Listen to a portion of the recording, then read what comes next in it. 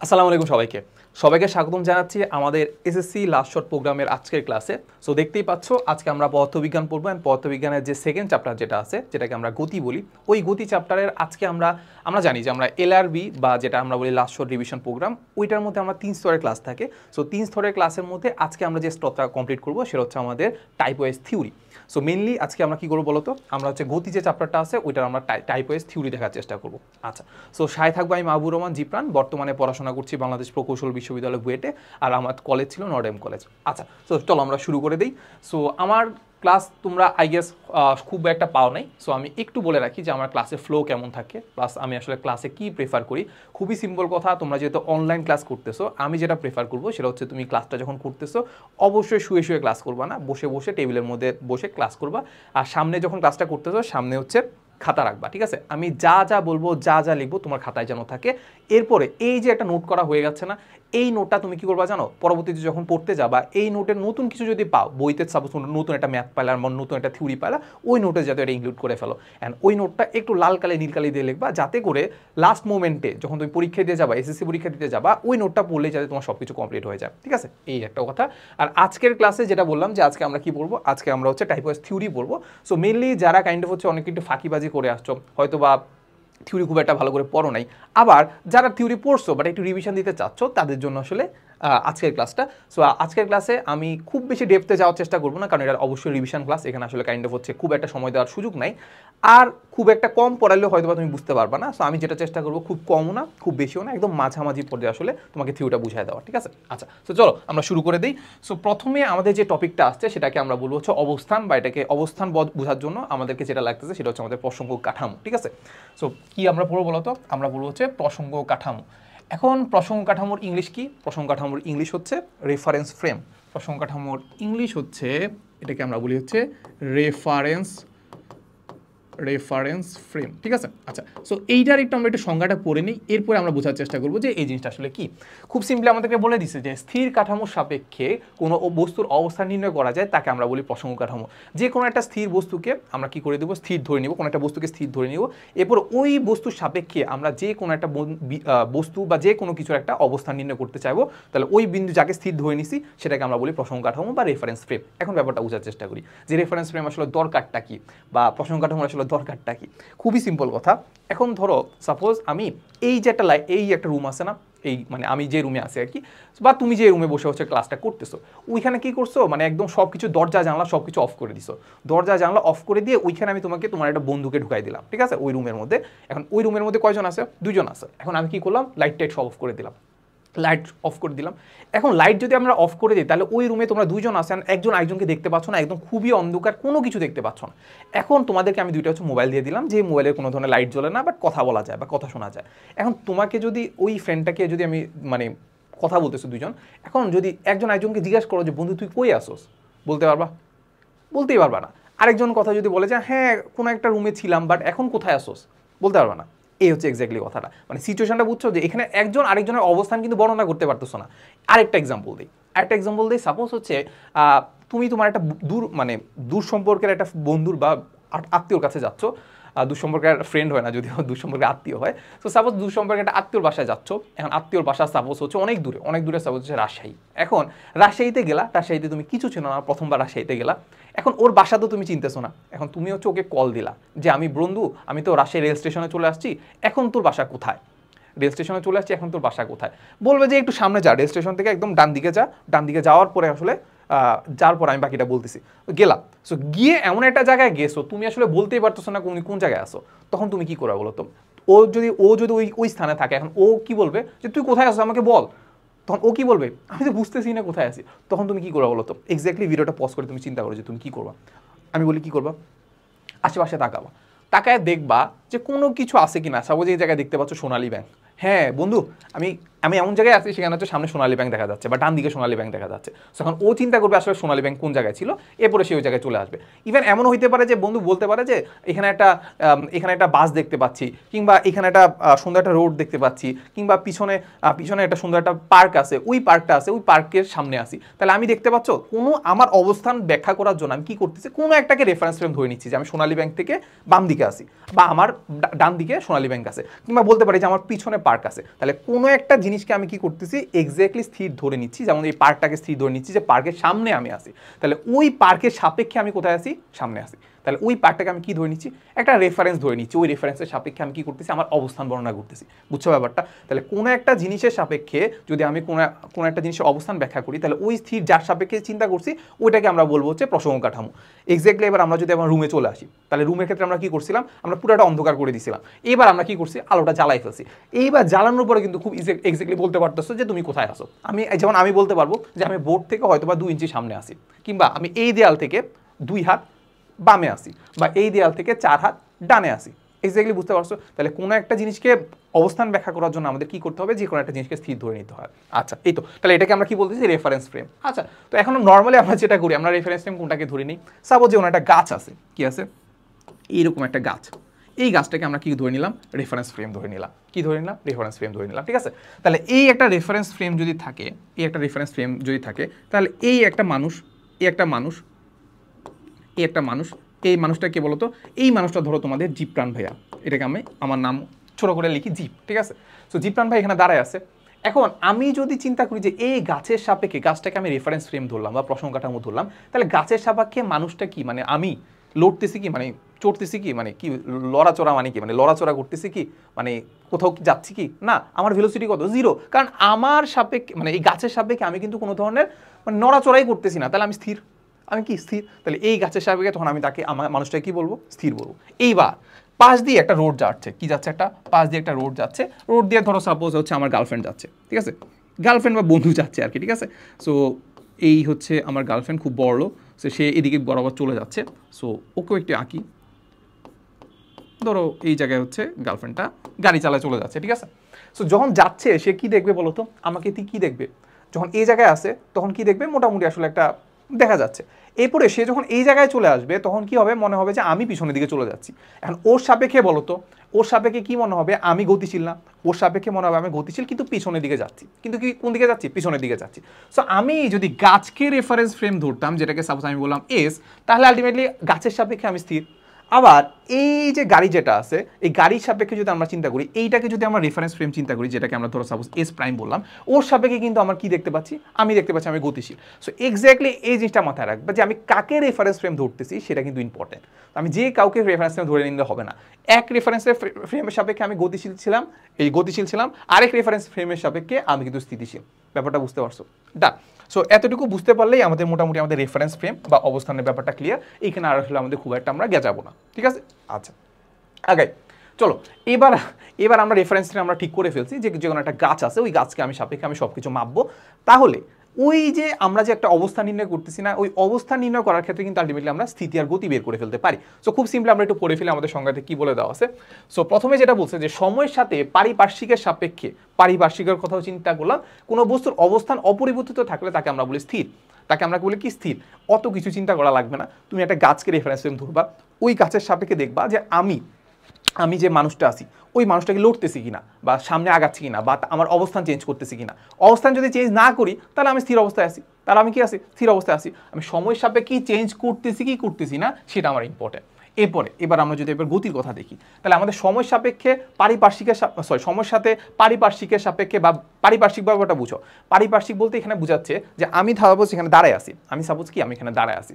এখন পারিপার্শ্বিক বলতে কি বোঝায়, এই যে আশেপাশে যা কিছু আছে, আশেপাশে এখানে ধরো একটা লাইট আছে, ক্যামেরা আছে, এই যে যাবতীয় সব কিছু আছে, আমি প্রত্যেকটাকে রেফারেন্স ফ্রেম ধরবো। প্রত্যেকটাকে আমি কি করবো, প্রসঙ্গ কাঠামো ধরবো। প্রসঙ্গ কাঠামো ধরে দেখবো যে ওইটার সাপেক্ষে আমি কি করতেছি না, অবস্থান চেঞ্জ করতেছি না। এখন দেখো আমি যখন স্টিল দাঁড়ায় আছি, তখন আমার এই দেয়ালটাকে আমি যদি দেয়ালটাকে যদি আমি ধরো সাপোজ প্রসঙ্গ কাঠামো ধরি, তাহলে ওইটার সাপেক্ষে ধরো সাপোজ আমি হচ্ছে এখানে কত ধরো হচ্ছে 2 হাত এ পাশে আসি। এখন আমি যদি কখনো সময়ের সাথে সাথে ধরো এখানে এখন দাঁড়ায় আসি, কিছুক্ষণ পর ধরো 5 মিনিট পরও যদি এখানেই দাঁড়ায় থাকি, তাহলে আমাদের কিন্তু হচ্ছে দূরত্ব চেঞ্জ হচ্ছে না, অবস্থান চেঞ্জ হচ্ছে না, তাহলে এটার সাপেক্ষে আমি কি, এটার সাপেক্ষে আমি স্থির। তাহলে বাকি জিনিসগুলোর কথা যদি চিন্তা করি, ওইগুলোর সাপেক্ষে যদি আমি স্থির থাকি, তাহলে এটাকে আমরা বলবো কি, আমি স্থিতিতে আসি। আমি কিসে আসি? স্থিতিতে আসি। আমি যে পর্যায়ে আসি সেটাকে আমরা বলবো স্থিতি, সেটাকে আমরা বলবো কি, স্থিতি। এই তো। আর আমাকে বলবো কি, স্থির বস্তু। আমাকে কি বলবো? স্থির বস্তু। আচ্ছা, এবার চলে যায় আমাদের গতিতে। খুব সিম্পল কথা, ব্যাপারটাকে একটু উল্টা হবে। সেটা হচ্ছে সময়ের সাথে পারিপার্শ্বিকের সাপেক্ষে কোনো বস্তুর অবস্থান যদি পরিবর্তন হয়, সেটাকে আমরা বলবো কি, গতিশীল বস্তু। সেটাকে আমরা কি বলবো? গতিশীল বস্তু। আর এই যে একটা ঘটনা ঘটতেছে, এটাকে আমরা বলবো কি, গতি। এক্স্যাক্টলি কতে এই জিনিসগুলো চলে আসে, যে একটাকে বলবে যে গতিশীল বস্তু কাকে বলে, আরেকটাতে তোমাকে বলবে যে গতি কাকে বলে। সো গতি যদি কাকে বলে, সেখানে আসলে গতিশীল বস্তুর কথা কিন্তু উল্লেখ করা মানে কেমন হয়ে যাচ্ছে না? তুমি এক্স্যাক্টলি বলবা যে কোনো একটা জিনিস যদি এরকম মানে এরকম অবস্থান যদি চেঞ্জ করে, তাহলে ওই ঘটনাটাকে আমরা বলবো কি, গতি। ওই ঘটনাটাকে আমরা কি বলবো? গতি। ডান। এরপরে যাই, বলছে যে বস্তুর এই যে অবস্থাকে আমরা কি বলি? গতি। শেষ। এক্স্যাক্টলি। তাহলে এই পরিবর্তন হতে পারে দূরত্ব, দিকে এবং উভয়। দূরত্ব, দিকে, উভয়। ঠিক আছে? দেখো, আমি নর্মালি আমরা স্থির, আদর্শ স্থির বলতে বোঝাচ্ছি যে এখানে আমি দাঁড়ায় আছি, শেষ, আমি আর কিছু লড়তেছি না।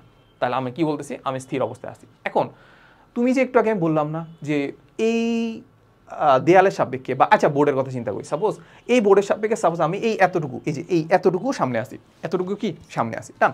ওকে, এই যে আমি দাঁড়ায় আছি, তাহলে এবার আমি স্থির অবস্থায় আছি। সময়ের সাপেক্ষে যদি আমি একটু দূরত্বটাকে, এই যে দূরত্বটা আছে, দূরত্বকে সেমই রাখলাম, কিন্তু আমি হচ্ছে এই জায়গায় ঘুরে দিলাম, তাহলে দেখো এই বোর্ডের সাপেক্ষে কিন্তু সেম এরকম দূরত্বই আসি। ঠিক আছে? এখন এখানে যে আসি, দূরত্ব তো চেঞ্জ করছে বা দিক তো চেঞ্জ করে ফেলছি, আমি লড়ে গেছি না, তাহলে এটাকে আমরা কি বলবো না? স্থির বলবো না। তো এই হচ্ছে কথা, যে এই যে পরিবর্তন যেটা আছে, এটা হইতে পারে দূরত্বও পরিবর্তন হইতে পারে, যে আমি দূরত্ব চেঞ্জ করে ফেলছি, আবার হইতে পারে দিকে, বা হইতে পারে আবার উভয়ে। বুঝে আছো? কোনোভাবে অবস্থান চেঞ্জ করলে এটাকে আমরা কি বলবো না? স্থির বলবো না। তাই আগাই, চলো। এবার আমরা দেখবো যে আমাদের যে গতির কথা যে আলোচনা করতেছি, অ্যান্ড আমরা বাস্তব জগতে, আমাদের বাস্তব জগতে স্থির বস্তু খুব একটা দেখতে পাই না, সত্য কথা, অনেক কমই দেখতে পাই। স্থির বস্তু থাকলেও তো এটাকে আমরা উড়াই দিই। আমরা তো মাঝে মাঝে এমনও করি যে হচ্ছে, মানে আমি দেখতাম যে আমাদের ছোটোবেলায় মানে মানুষজন এত ফাইজলামি করতো, আমি জানি এটা ঠিক না, তাও বলি যে অনেকে যেটা করতো জানো, ধরো আমার একটা ফ্রেন্ড ছিল এমন, যে ও হচ্ছে মানে কোনো একটা বিড়াল হচ্ছে এমনি চলে যাচ্ছে, মানে শুধু শুধু এমনি চলে যাচ্ছে, ও কি করে, সামনে হচ্ছে একটা পুকুর আছে, ও হচ্ছে লাথি মেরে পুকুরে হচ্ছে বিড়ালটাকে ফালাই দেয়। মানে ব্যাপারটা বুঝতে পারছো? মানে ছোটোবেলা তো ব্যাপারটা বুঝতে পারতো না, বাট এই ব্যাপারটা হচ্ছে কথা, যে আমি কোনো একটা স্থির বস্তু দেখতে পাইলেও তো আমরা আসলে এটাকে উড়াই দিই। তাহলে আমাদের 3D জগতে বা এই বাস্তব জগতে আসলে আমরা এটাই করি, যে কোনো একটা বস্তু স্থির থাকে না, কিন্তু আমিও স্থির না। এই যে কিছুক্ষণ পরে আমাদের এইটাকে নাড়াবো, তারপরে এই যে ক্যামেরা স্ট্যান্ডটাকে নাড়াবো, মানে আমরা নর্মালি আসলে গতি নিয়েই কাজ করি। তো এই জন্য গতি নিয়ে কাজ করার জন্য আসলে আলটিমেটলি আমাদের এই চ্যাপ্টারটার নাম হয়ে গেছে গতি। ডান। আচ্ছা, এবার গতির ব্যাপারে যদি আমরা দেখি, তাহলে গতিকে আমরা কয়টা ভাগে ভাগ করতে পারি? এই যে দেখো এখানে কয়টা ভাগে আছে? পাঁচটা ভাগে ভাগ করতে পারি। এগুলো ইংলিশ টার্মগুলো একটু জেনে নিও, কারণ ইংলিশ টার্মগুলো কেন জানা ইম্পর্টেন্ট, কারণ তোমরা যখন উপরের লেভেলে যাবা, উপরের লেভেল বলতে হচ্ছে ইন্টারে যাবা, এরপর হচ্ছে ইঞ্জিনিয়ারিং যাবা বা মেডিকেল যাবো, ওইখানে ইঞ্জিনিয়ারিং মেডিকেল এগুলোতে সবগুলোতে কোথায়, বা ভার্সিটি লেভেল সবগুলোতে কি, সবগুলোতে হচ্ছে ইংলিশে কোশ্চেন আসে বা ইংলিশে পড়াশোনা। আর মাঝে মাঝে তোমরা যদি অ্যাডমিশনের কথা চিন্তা করো, সামনে বড় হয়ে যখন অ্যাডমিশন দেবা, ওই অ্যাডমিশনও সেম কাহিনী। মাঝে মাঝে অ্যাডমিশন টেস্টে তোমাকে হচ্ছে বাংলার সাথে সাথে ইংলিশও দেয়, মাঝে মাঝে দেখা যাচ্ছে বাংলাতে কোনো একটা প্রশ্ন ভুল আছে, বাট ইংলিশে ঠিক আছে। সো এই জন্য আমাদের ইংলিশটা একটু জেনে রাখা উচিত। ঠিক আছে? আচ্ছা, আর একটু পশ লাগে না, ভালো লাগে না? যাই হোক, সো প্রথমটা যেটা দেওয়া আছে সেটা হচ্ছে আমাদের রৈখিক গতি, যেটাকে আমরা বলি লিনিয়ার মোশন। গতির মানে হচ্ছে কি, মোশন। আচ্ছা, এরপরে এটাকে আমরা বলেছি ঘূর্ণন গতি। সো আরেকটা হচ্ছে আমাদের চলন গতি, আরেকটা হচ্ছে আমাদের পর্যায়বৃত্ত গতি, আরেকটা হচ্ছে আমাদের স্পন্দন গতি। ঠিক আছে? আচ্ছা, সো এক্স্যাক্টলি আমরা সবগুলা ডিটেলস জানার চেষ্টা করবো। আচ্ছা, চলো। প্রথমত আমরা যেটা দেখবো যে সরল রৈখিক গতি। সো এক্স্যাক্টলি প্রথম লাস্টের যে ওয়ার্ডটা দেখে বুঝতে পারতো সেটা গতিশীল, এটা কি হচ্ছে অবস্থান চেঞ্জ করবে অবশ্যই। আর একটা কি দেওয়া আছে, সরল রৈখিক গতি। সরল রৈখিক মানে কি, সরল রেখা বরাবর চলবে। এটাতে কোনো ধরনের কনফিউশন আছে কি? কোনো ধরনের কনফিউশন নাই। সরল রেখা বরাবর যখনই চলতেছে এটাকে আমরা সরল গতি বলে দিব, সরলরৈখিক গতি বলে দিব। তাহলে আলটিমেটলি আমাদের কোনো একটা বস্তুর গতি যদি একটি সরল রেখা বরাবর থাকে, সেটাকে আমরা কি বলে দিব, সরলরৈখিক গতি। এখন দেখো, এই যে দেখো, আমি সাপোজ চিন্তা করলাম এই হচ্ছে একটা রাস্তা, এই হচ্ছে কি একটা রাস্তা, এই রাস্তা বরাবর এইরকম একটা ব্লক আছে, এইরকম একটা কি ব্লক আছে, কি আছে, এইরকম একটা ব্লক আছে। এই ব্লকটাকে সাপোজ আমি একটা ফোর্স দিলাম, একটা বল প্রয়োগ করলাম আর কি। ব্লক মানে সাপোজ একটা বই হইতে পারে। সো আমি যদি এটা বল প্রয়োগ করলে তাহলে ব্লকটা সাপোজ এইখান থেকে, হ্যাঁ সাপোজ এটা এখান থেকে কি করছে জানো, এটাকে আমি এখানে নিয়ে আসছি, এখন বলো তো ব্লকটা কি বরাবর চলতেছে, একটা সরল রেখা বরাবর চলতেছে না, সরল রেখা বরাবর চলতেছে না, একই রেখা বরাবর চলতেছে, তাহলে এটাকে আমরা কি বলে দেবো, সরলরৈখিক গতি। ডান। আচ্ছা ডান। সো এখান থেকে আমরা কোথায় নিয়ে গেছি, এখান থেকে আমরা ডিরেক্ট এই বরাবর নিয়ে গেছি, তাহলে এটা সরলরেখা বরাবর চলতেছে। যদি এমন হইতো যে গতিটা আসলে কোন বরাবর এইভাবে ঘুরাফেরা করতো, তাহলে আলটিমেটলি আমাদের ভিন্ন জগৎ দিতে পারতো। ঠিক আছে, এখন তুমি আমাকে বলতো যে আমাদের বাস্তব জগতে আসলে সরলরৈখিক গতি খুব একটা দেখতে পাই কি, খুব একটা দেখতে পাই না। আসলে আমরা যে চলাচলা করতেছি, আমি একটা সরলরেখা বরাবর চলতেছি না, তো খুব একটা সরলরেখা বরাবর চলি না। মাঝে মাঝে একটা এক্সাম্পল এমন হইতে পারে সেটা আসলে মোটামুটি হলেও সরলরেখা বরাবর চলে, যেমন আমরা মেট্রো রেলের কথা তো শুনছো। সো মেট্রো রেলে আমরা কি দেখি, একটা রেল মোটামুটি একটা সার্টেন অ্যামাউন্ট অফ টাইম মতো কিন্তু একটা রেল ধরে ধরে চলে, ঠিক না, মানে পুরাটাই রেল ধরে চলে, কিন্তু রেল লাইন তো আসলে একদম সোজা না। সো যেই জায়গায় একদম সোজা, সেখানে কিন্তু আসলে ট্রেনটা কি একদম সোজা পথে চলে না, সেটাকে আমরা সরলরৈখিক গতি বলতে পারি, সেটাকে আমরা কি বলতে পারি, সরলরৈখিক গতি বলতে পারি। এরপরে সাপোজ আর কি হইতে পারে, সাপোজ আমি সাইকেল চালাতে খুবই পারদর্শী, আমি সাইকেলটা যদি একদম সোজা বরাবর নিয়ে যেতে পারি, সেটাকে আমরা সরলরৈখিক গতি বলতে পারি। এক্স্যাক্টলি, ঠিক না। আবার প্লেনের কথা যদি চিন্তা করি, প্লেন যদি এমন হয় যে একদম সোজা যখন চলতে থাকে, এরকম সোজা যখন চলতে থাকে, সেটাকে আমরা সরলরৈখিক গতি বলতে পারি। ওকে ডান। এরপর আমরা যেটা দেখবো সেটা হচ্ছে আমাদের ঘূর্ণন। সো গতি মানে আমি জানি, এবার আমরা দেখবো হচ্ছে ঘূর্ণন কি। ঘূর্ণন মানে কি, রোটেশন মানে কি, রোটেশন মানে হচ্ছে সে ঘুরতেছে, সিম্পল কথা কি, সে ঘুরতেছে। এখন এই ঘূর্ণন গতির ক্ষেত্রে আমাদের স্পেশাল কিছু কন্ডিশন আছে, এই কন্ডিশনগুলো আমরা দেখি। বলে দিছে বলতো, কোনো কিছু একটি নির্দিষ্ট বিন্দুর সাপেক্ষে, এখানে একটা জিনিস আছে সেটা হচ্ছে আমাদের একটা নির্দিষ্ট বিন্দু, আর একটা বলে দেওয়া আছে নির্দিষ্ট বিন্দু সমদূরত্বে কি আছে, সমান দূরত্বে থেকে ঘুরতে থাকে, তখন সেটাকে আমরা বলি ঘূর্ণন গতি। সেটাকে আমরা কি বলি, ঘূর্ণন গতি। কয়টা কন্ডিশন আছে, দুইটা কন্ডিশন আছে। একটা হচ্ছে কোনো একটা নির্দিষ্ট বিন্দুকে কেন্দ্র করে ঘুরবে, আরেকটা জিনিস কি, ওই বিন্দুকে সমদূরত্বে রেখে ঘুরবে। কি করবে, সমদূরত্ব রেখে ঘুরবে। দেখো এবার ব্যাপারটা বুঝে। সো ঘূর্ণন গতির ক্ষেত্রে আমরা যদি একটু চিন্তা করি, সাপোজ এই বরাবর, দেখো এই বরাবর এই হচ্ছে একটা পথ, বুঝছো, এই একটা পথ। সাপোজ কোনো একটা বস্তু, এটা কোনো একটা বস্তু কি, এই বস্তুটা কি করতেছে জানো, এই পুরা বৃত্তাকার পথে ঘুরতেছে। কিভাবে ঘুরতেছে জানো, এইভাবে পুরো একটা বৃত্তাকার পথে ঘুরতেছে। কি করতেছে, এভাবে একটা বৃত্তাকার পথে ঘুরতেছে। এখন যখন এইভাবে একটা বৃত্তাকার পথে ঘুরতেছে, তখন আমাদের দুইটা কন্ডিশন ফিল আপ হচ্ছে কিনা আমরা দেখি। একটা কন্ডিশন, একটা নির্দিষ্ট বিন্দুকে কেন্দ্র করে ঘুরতেছে। ওকে, এই যে একটা নির্দিষ্ট বিন্দু, এইটাকে কেন্দ্র করে বারবার ঘুরতেছে, এটা একটা টান। আরেকটা জিনিস হচ্ছে সমদূরত্ব রেখে। তুমি চিন্তা করতে, এটা একটা বৃত্ত না, বৃত্তের ক্ষেত্রে আমরা কি জানি, ব্যাসার্ধ কি সমান না। তাহলে এই যে একটা দূরত্ব, আমি সাপোজ কোনো একটা সার্টেন অ্যামাউন্ট অফ টাইমে, প্রথমে যখন আমরা চিন্তা করলাম যে যখন আমি স্টপওয়াচ চালু করতেছি, তখন এই একটা ডিস্টেন্স আছে, এই একটা কি আছে, ডিস্টেন্স আছে। তাহলে এই একটা ডিস্টেন্স কি, এটা তার ব্যাসার্ধের সমান, এই একটা ডিস্টেন্স আমরা মাপলাম। এরপরে কিছুক্ষণ পরে দেখলাম যে বস্তুটা সাপোজ এই জায়গায় চলে আসছে, কোথায় চলে আসছে, এই জায়গায় চলে আসছে। তখন আমাদের এই ডিস্টেন্সটা মাপলাম, তাহলে এই ডিস্টেন্সটা যেটা পাইছি, এই দুটো সমান হবে। কেন হবে বলতো, বৃত্তাকার পথে ঘুরতে থাকলে তারা তো আসলে কাইন্ড অফ কি রেডিয়াস রেখে, রেডিয়াস মানে কি, রেডিয়াস মানে হচ্ছে ব্যাসার্ধ। সাপোজ এইটা হয়ে গেল আর, তাহলে এইটাও কত হবে বলতো, ব্যাসার্ধ আর। তাহলে আমি বারবার দেখতেছি যে আমি যখন ঘুরতেছে, যে কোনো একটা টাইমে যদি আমি এটাকে থামাই দিই, তাহলে দেখবো যে ওই বিন্দু থেকে তার কিন্তু কি দূরত্ব সমান হবে, কারণ এটা একটা ব্যাসার্ধ, একটা বৃত্তের মধ্যে যে ব্যাসার্ধ আছে, ওই ব্যাসার্ধ বরাবর ঠিক রেখে আমি কি করতেছি, ঘুরতেছি। ব্যাপারটা বুঝছো, তাহলে এটাকে আমরা কি বলবো, ঘূর্ণন গতি। এটাকে আমরা কি বলবো, ঘূর্ণন গতি। তাহলে আমরা যদি চিন্তা করি যে আমাদের কোনো একটা বস্তুর গতি যদি এমন হয়, এটা একটা বিন্দু, এটাকে কেন্দ্র করে ঘুরবে, তাহলে বস্তুটা সাপোজ এইভাবে ঘুরতেছে, কিন্তু ঘুরতেছে, মানে ঘুরলেই যে ঘূর্ণন গতি হয়ে যাবে এমন না। তাহলে এটা কি করতেছে, ঘুরতেছে না, এই যে ঘুরতেছে, এই যেভাবে কোনো একটা বস্তু সাপোজ এই যেভাবে ঘুরতেছে, তাহলে এইটাকে কি আমি বৃত্তাকার গতি বলতে পারবো কি পারবো না বলো, অবশ্যই না। কেন বলো তো, এখানে কি কন্ডিশন ফিল আপ করে নাই, এক নাম্বার কন্ডিশন যেটা আছে, এটি নির্দিষ্ট বিন্দুকে কেন্দ্র করে ঘুরবে, এটা ফিল আপ করতেছে। কিন্তু আরেকটা যে কন্ডিশন আছে, দূরত্ব রেখে ঘুরবে, সেটা কিন্তু ফিল আপ করতেছে না। যেমন এইখান থেকে যদি আমি ডিস্টেন্স চিন্তা করি এতটুকু, আবার এইখান থেকে ডিস্টেন্স চিন্তা করলে আবার এতটুকু, তাহলে কি এটা কি ঘূর্ণন গতি হবে, ঘূর্ণন গতি হবে না। সো আমাদের এইটা হবে ভাই ঘূর্ণন গতি, কিন্তু এইটা ভাই ঘূর্ণন গতি হবে না। ডান ডান ডান। আচ্ছা, এরপরে আমরা চলে যাবো একদম লাস্টে, সেটা হচ্ছে আমাদের চলন গতি। এর আগে আমি একটু দেখে রাখি যে আমাদের হচ্ছে সব ঠিকঠাক আছে কিনা, তাহলে আমি আবার শুরু করতেছি। হ্যাঁ ঠিক আছে, আমাদের হচ্ছে ভিডিও রেকর্ডিং ঠিকই আছে। তো যেটা বলতেছিলাম যে এবার আমরা দেখবো যে চলন গতি। সো গতি ব্যাপারটা আমরা জানি, এবার দেখবো আমাদের চলন ব্যাপারটা আমরা বুঝি কিনা। খুব সিম্পল কথা, চলন মানে কি, যেটা চলতেছে, যেটা কি করতেছে, চলতেছে, খুব সুন্দর করে চলতেছে। তাহলে এবার দেখি আমাদের একটু সংজ্ঞাটা একটু পড়ি, যে বলে দেওয়া আছে যে কোনো কিছু যদি এমনভাবে চলতে থাকে যে কোনো বস্তুর সকল কোণা একই সময় একই দিকে সমান দূরত্ব অতিক্রম করে, সেটাকে আমরা বলবো চলন গতি। ব্যাপারটা অত কঠিন কিছু না, মানে একটু কি বলা যায়, একটু স্পষ্টভাবে ডিসক্রাইব করা আছে। সাপোজ এই একটা হচ্ছে একটা রোড, একটা রোড, এইখানে সাপোজ কোনো একটা যে আগের মতো একটা ব্লক কি করছে, চলা শুরু করছে, এরকম একটা ব্লক আছে, ঠিক আছে। এই ব্লকটাকে আমি কি করছি, চালাইছি, একটা ফোর্স প্রয়োগ করে এটাকে সরাইছি, ঠিক আছে, বা নিজে নিজে চলতেছে, সাপোজ এটা নিজে নিজে চলতেছে, নিজে নিজে চলার পরে সাপোজ ব্লকটা চলে গেছে কোথায় জানো, ব্লকটা চলে গেছে সাপোজ এই জায়গায়, ব্লকটা চলে গেছে কোথায়, এই জায়গায়।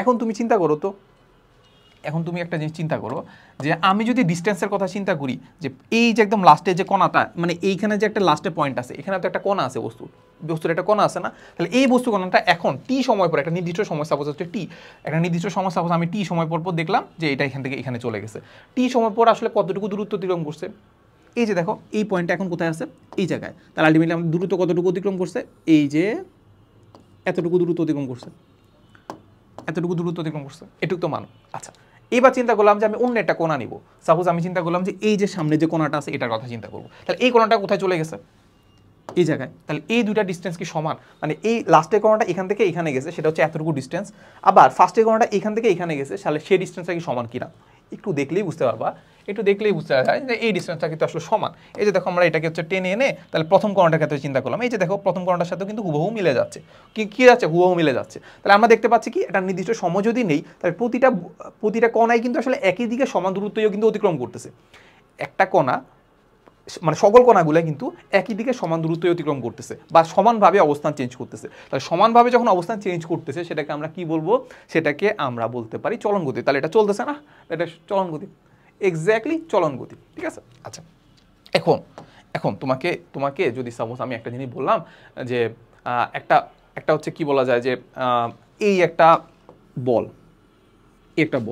এটা কি করতেছে, গড়ায় যাচ্ছে, আমি এটা ধাক্কা দিলাম তাহলে এটা গড়ায় যাচ্ছে, ঠিক আছে, গড়ায় এভাবে যাচ্ছে, এটা এভাবে বরাবর যাচ্ছে, তারপর এই হচ্ছে তার রাস্তাটা, তাহলে এইটার গতিটাকে আমরা কি বলবো, এইটার গতিটাকে আমরা কি বলবো বলো তো, অবশ্যই একটা ভাবে ব্যাখ্যা করা যাবে, সেটা হচ্ছে এটা হচ্ছে আমাদের ঘূর্ণন গতি, এটা এই একটা কোণাকে কেন্দ্র করে বৃত্তাকার গতি ঘুরতেছে, অবশ্যই ঘুরতেছে, এটাকে ঘূর্ণন গতি অবশ্যই বলা যায়, চলন গতিও কিন্তু বলা যায়, এটা কিন্তু সামনে আগাচ্ছে, সেটা কি হচ্ছে সামনে আগাচ্ছে, তাহলে এটাকে আমরা চলন গতিও কিন্তু চাইলে বলতে পারি, ডান।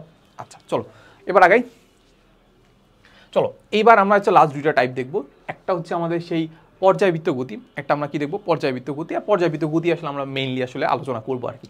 সো খুব সিম্পলি আমরা যদি পর্যায়বৃত্ত গতির সংজ্ঞাটা দেখতে পাই তাহলে আলটিমেটলি আমাদের এখানে আছে গতির ব্যাপারটা আমরা জানি, এবার আমরা দেখবো পর্যায়বৃত্ত কাইন্ড অফ হচ্ছে বোঝা যায় যে এটা আসলে আমাদের কিছু একটা পর্যায় বলতে আসলে কি বোঝায়, মানে কাইন্ড অফ হচ্ছে এটাকে আমরা বলি হচ্ছে টাইম ফেজ বলতে পারি, ঠিক আছে, মানে একই জিনিস বারবার ঘোরা, পর্যায়বৃত্ত গতি মানে কি একই জিনিস বারবার করা, ঠিক আছে।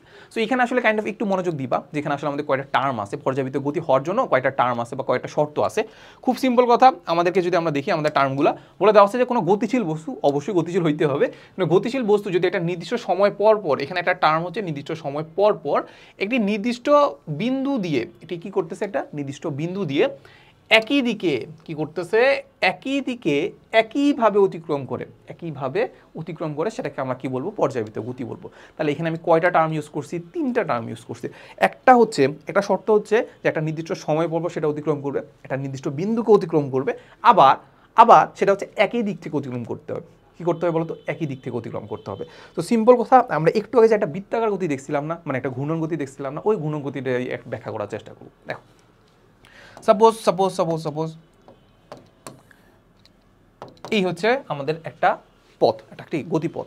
সো গতিপথের মধ্যে আমরা যদি চিন্তা করি যে এই হচ্ছে একটা বস্তু, কি করতেছে, এভাবে বৃত্তাকার পথে ঘুরতেছে, এভাবে যদি আমাদের বৃত্তাকার পথে ঘুরে, এভাবে যদি একটা বৃত্তাকার পথে ঘুরে, তো আলটিমেটলি আমরা দেখি যে আমাদের তিনটা শর্ত পূরণ করতেছে কিনা, ঠিক আছে। সো শর্তটা হচ্ছে এক নাম্বার যেটা আমাদেরকে বলে দিচ্ছে যে যদি এটা নির্দিষ্ট সময় পর সময় তো আমি জানি না, সো আমি যেটা চিন্তা করবো যে সাপোজ এই বস্তুটা এইখান থেকে ঘুরে এসে সাপোজ এই জায়গায় যখন আসছে, তখন ওইটাকে আমি সাপোজ বললাম হচ্ছে টাইম লাগছে সাপোজ 2 সেকেন্ড, টাইম লাগছে কত 2 সেকেন্ড, এখান থেকে ঘুরে আসতে, এই যে এখান থেকে ঘুরে আসতে তার টাইম লাগছে 2 সেকেন্ড, ডান। আচ্ছা, এরপরে সে এখান থেকে এসে ঘুরে আসতে 2 সেকেন্ড, এবার আবার এখান থেকে আবার ঘুরে আসতে 2 সেকেন্ড, আবার এখান থেকে এখানে ঘুরে আসতে 2 সেকেন্ড, মানে বারবার 2 সেকেন্ড পর কি করতেছে, একই জায়গায় চলে আসতেছে, ডান। আচ্ছা, এরপর বলছে একটা নির্দিষ্ট বিন্দু দিয়ে একটা নির্দিষ্ট বিন্দুকে অতিক্রম করে, বলতে এখানে অতিক্রম কাকে করতেছে, সাপোজ আমি চিন্তা করলাম যে এই একটা পয়েন্ট, এই পয়েন্টটাকে কি করতেছে, এই লাল বিন্দুটা অতিক্রম করতেছে, ঠিক আছে। সো ব্যাপারটা আই গেস একটু কনফিউজিং হয়ে গেছে। তো আমি চিন্তা করলাম এই একটা পয়েন্ট, এই একটা পয়েন্টটাকে কি করতেছে, লাল বিন্দুটা অতিক্রম করতেছে, লাল বিন্দু মানে লাল বস্তুটা আসলে কি করতেছে, অতিক্রম করতেছে। এখন যদি এমন হয় এই লাল বিন্দুটাকে কি করতেছে, এই যে সরি এই হলুদ বিন্দুটাকে কি করতেছে, এই লাল বিন্দুটা অতিক্রম করতেছে, কি করতেছে, অতিক্রম করতেছে। এন্ড এমন হয় যে এই বিন্দুটাকে অতিক্রম করতেছে প্লাস 2 সেকেন্ড পর পর কি করতেছে, অতিক্রম করতেছে, এবং একই দিক থেকে অতিক্রম করতেছে। লাস্ট পয়েন্টটা কোনটা, একই দিক থেকে। এই যে দেখো আমি সাপোজ লালটা কি করছি, লালটাকে আমি নিয়ে নিছি, লালটাকে নিয়ে খেয়ে কি করছে, ঘুরছে, এই যে ঘুরে এসে এসে এসে এসে কি করছে, এইখানে যখন আসছে, এই যে এই প্রথমে দেখো এখান থেকে শুরু করার পরে সাপোজ আমি এই যে এখান থেকে হলুদ বিন্দুতে আসি, ঠিক আছে, হলুদ বিন্দুতে এসে এইখান থেকে ঘুরে এসে ঘুরে এসে আবার যখন হলুদ বিন্দু যখন আসছি তখন 2 সেকেন্ড হয়েছে। তাহলে আমি কি করছি, একই টাইম বরাবর এই বিন্দুটাকে অতিক্রম করতেছি, প্লাস একই দিক থেকে অতিক্রম করতেছি। কিন্তু যখন আমি এখান থেকে এখানে যাচ্ছিলাম প্রথমে, এই যে এদিকে যাচ্ছিলাম, আবার ঘুরে এসে যখন আবার এখান থেকে আবার এখানে যাচ্ছি, আবার সেম দিকে যাচ্ছি, তাহলে এই যে বারবার 2 সেকেন্ড পর পর এই একটা হলুদ বিন্দুকে একই দিক থেকে অতিক্রম করতেছি, সেটাকে আমরা কি বলবো, সেটাকে আমরা বলবো পর্যায়বৃত্ত গতি। তাহলে আমরা 3টে শর্ত ফিল আপ করলেই এটাকে আমরা কি বলতে পারি, পর্যায়বৃত্ত গতি বলতে পারি। সো এই ব্যাপারটা আমরা একটু ডিটেলস দেখবো। ব্যাপারটা কি দেখবো, ডিটেলস দেখবো। এই যে এখান থেকে আমরা খুব ইজিলি দেখতে পাচ্ছি যে দেখো এটা আমরা গোলাকার বস্তু যদি মানে বৃত্তাকার পথে যদি ঘুরে তাহলে এটা হইতে পারে, বৃত্তাকার পথে যদি না হয়, তাহলে কি এটাকে আমি বলতে পারবো না, অবশ্যই বলতে পারবো। এই পর্যায়বৃত্ত গতিটা আমাদের বৃত্তাকারও হইতে পারে, সরলরৈখিকও হইতে পারে, বা অন্য কোনো কনসার্নও হইতে পারে। এবার দেখি আমাদের কি হইল। দেখি সাপোজ এই একটা পয়েন্টটাকে আমরা কি করব, কোন একটা বস্তু অতিক্রম করবে, অতিক্রম করবে। যদি এমন হয় যে এইখান থেকে কোনো একটা বস্তু বা কোনো একটা কিছু যাত্রা শুরু করে ঘুরে এসে ঘুরে আসে, আবার এই জায়গায় আসছে, তাহলে আমাদের পথগুলো কেমন, এরকম এই যেভাবে যাচ্ছে আবার সেম এই জায়গা থেকে অতিক্রম করতেছে। তাহলে দেখো আমরা 3টে শর্ত পূরণ করে কিনা। কোনো একটা বস্তু একটা নির্দিষ্ট সময় পর সাপোজ এইখান থেকে ঘুরে আসতে তাহলে সময় লাগছে হচ্ছে 5 সেকেন্ড। কত সময় লাগছে, 5 সেকেন্ড। এরপর আবার যখন ঘুরে আসছে সেটাও 5 সেকেন্ড লাগতেছে। তাহলে 5 সেকেন্ড পর এই যে একটা যে গোলাপি যে বিন্দু আছে, এই বিন্দু থেকে অতিক্রম করতেছে, প্লাস একই দিক থেকে অতিক্রম করতেছে। এই যে বারবার এসে কিন্তু আবার সেম একই দিক থেকে অতিক্রম করতেছে, এই যে বারবার এইভাবে আসতেছে, ঠিক আছে। সো এই হচ্ছে কথা। তাহলে 3টে শর্ত পূরণ করছে না। 5 সেকেন্ড পর এই যে একটা বিন্দু আছে, এই বিন্দুকে একই দিক থেকে অতিক্রম করতেছে, তাহলে সেটাকে আমরা কি বলবো, সেটাকে আমরা বলবো পর্যায়বৃত্ত গতি। ইভেন এই গতিটা সরলরৈখিক হইতে পারে, কি হইতে পারে, সরলরেখা বরাবর হইতে পারে, ঠিক আছে, ডান। এই হচ্ছে কথা। এবার আমরা যেটা দেখবো সেটাকে আমরা বলতেছি হচ্ছে পর্যায়কাল। পর্যায়কালটা কি, এই যে এতক্ষণ যে একটা 5 সেকেন্ডের কথা বললাম না, এতক্ষণ যে 2 সেকেন্ডের কথা বললাম না, এইটাকে আমরা বলি পর্যায়কাল। যেই সময় পর কোনো একটা বিন্দুকে সে অতিক্রম করতেছে একই দিক থেকে, সেটাকে আমরা বলি পর্যায়কাল। তাহলে ওই গতি পর্যায়কাল কত, সেটা আমরা দেখবো যে ওই বিন্দুকে কত সময় পর অতিক্রম করতেছে, কিংবা বলা যায় যে কত সময় পর সে আবার আগের জায়গায় চলে আসতেছে, কত সময় পর এই গতিটা পুনরাবৃত্তি করতেছে, মানে একই জায়গায় আবার বারবার চলে আসতেছে, সেটাকে আমরা কি বলবো, সেটাকে আমরা বলবো কি, পর্যায়কাল। তাহলে পর্যায়কাল মানে কি, পর্যায়কাল দেখেই বোঝা যাচ্ছে কি, পর্যায়কাল মানে এটা সময় ভাই, কি পর্যায়কাল মানে কি, সময়। তাহলে এটা একক কি হবে, একক হবে সেকেন্ড। একক কি হবে, এই যে সেকেন্ড। তাহলে সেকেন্ড যদি হয়, এটা মাত্রা তো আমরা বের করতে পারি। মাত্রা কীভাবে বের করে, ভৌত জগতে পরিমাপ না, যে প্রথমে যে চ্যাপ্টারটা আছে, এটার এক্স্যাক্টলি আমার নাম ভুলে গেছি। সো এই চ্যাপ্টারে তো তোমরা মাত্রা বের করা শিখছো, তাই তো? আচ্ছা, সো মাত্রার ক্ষেত্রে অত কিছু চিন্তা করা লাগবে না, আমি মাঝে মাঝে দেখাই দিব যে মাত্রা কীভাবে বের করে। কিছু চিন্তা করা লাগবে না, যে সেকেন্ড মানে কি, সেকেন্ডটাকে আমরা বলি টাইম, মাত্রা হবে টি, মাত্রা হবে কি টি। এই যে এটা ভুল দাও, আমাদের মাত্রা হবে কি, টাইম, শুধুমাত্র টি। আর এই যে একটা থার্ড ব্রেকেট দেওয়া আছে, এটা দ্বারা বোঝায় এটা মাত্রা। কি বোঝায়, মাত্রা। ডান, ওকে। চলো এইবার আমরা দেখবো এটাকে আমরা কি বলি, সরল স্পন্দন গতি। এটাকে আমরা কি দেখবো, সরল স্পন্দন গতি, ঠিক আছে। সো আমরা এখানে সংজ্ঞা তো অবশ্যই পড়বো, এরপরে আমরা এই জিনিসটাও দেখার চেষ্টা করবো, ঠিক আছে। এই জিনিসটা এর আগে কোনো দেখছো তো, মানে বইতে হয়তো বা আছে। তারপর এই জিনিসটা একটা দেওয়া আছে স্প্রিং, এখানে একটা সুন্দর একটা স্প্রিং দেওয়া আছে, স্প্রিংয়ের নিচে একটা বস্তু দেওয়া আছে, ঠিক আছে। সো এগুলো আমরা দেখবো, এগুলো আমরা আস্তে আস্তে দেখবো। সো খুব সিম্পল কথা, আমরা সবার আগে একটু সংজ্ঞাটা পড়ি। আমাদের কি বলে দেওয়া আছে যে পর্যায়বৃত্ত গতি সম্পূর্ণ কোণা, তার মানে আসলে আলটিমেটলি আমাদের আগের জ্ঞানটা লাগবে। আগে আমরা কি পড়ছিলাম, পর্যায়বৃত্ত গতি। সো পর্যায়বৃত্ত গতি সম্পূর্ণ কোনো কোণা, তাহলে পর্যায়বৃত্ত গতির যতগুলো শর্ত আছে, এটা কি করবে, এটাও ফিল আপ করবে। কি করবে, এটাও ফিল আপ করবে। কোনো বস্তু যদি তার পর্যায়কালের অর্ধেক সময়টা নির্দিষ্ট দিকে থাকে, বাকি অর্ধেক সময় যদি বিপরীত দিকে থাকে, পর্যায়কালের অর্ধেক সময় যদি একদিকে থাকে, বাকি অর্ধেক সময় যদি আরেক দিকে থাকে, সেটাকে আমরা কি বলবো, সেটাকে আমরা বলবো সরল স্পন্দন গতি। সেটাকে আমরা কি বলবো, সরল স্পন্দন গতি। এক্স্যাক্টলি এটাকে আসলে কাইন্ড অফ স্পন্দন গতি বলার কথা ছিল, শুধুমাত্র স্পন্দন গতি বলার কথা ছিল। সরল স্পন্দন বা সরল ছন্দিত স্পন্দন হওয়ার জন্য কিন্তু একটা শর্ত আছে, ঠিক আছে। তো যাই হোক, সো আমাদের এখানে যেহেতু সরল স্পন্দন বলতেছে, আমরা সরল স্পন্দনই বলবো। সো যখন ইন্টার লেভেল উঠবা তখন ব্যাপারটা আসলে ডিপলি বুঝতে পারবো আর কি। সো এটা আমাদেরকে বুঝছে, এটা আমরা একটু বোঝার চেষ্টা করি। সো সবার আগে আমরা একটু আলাদা একটা স্লাইড নিয়ে নিব।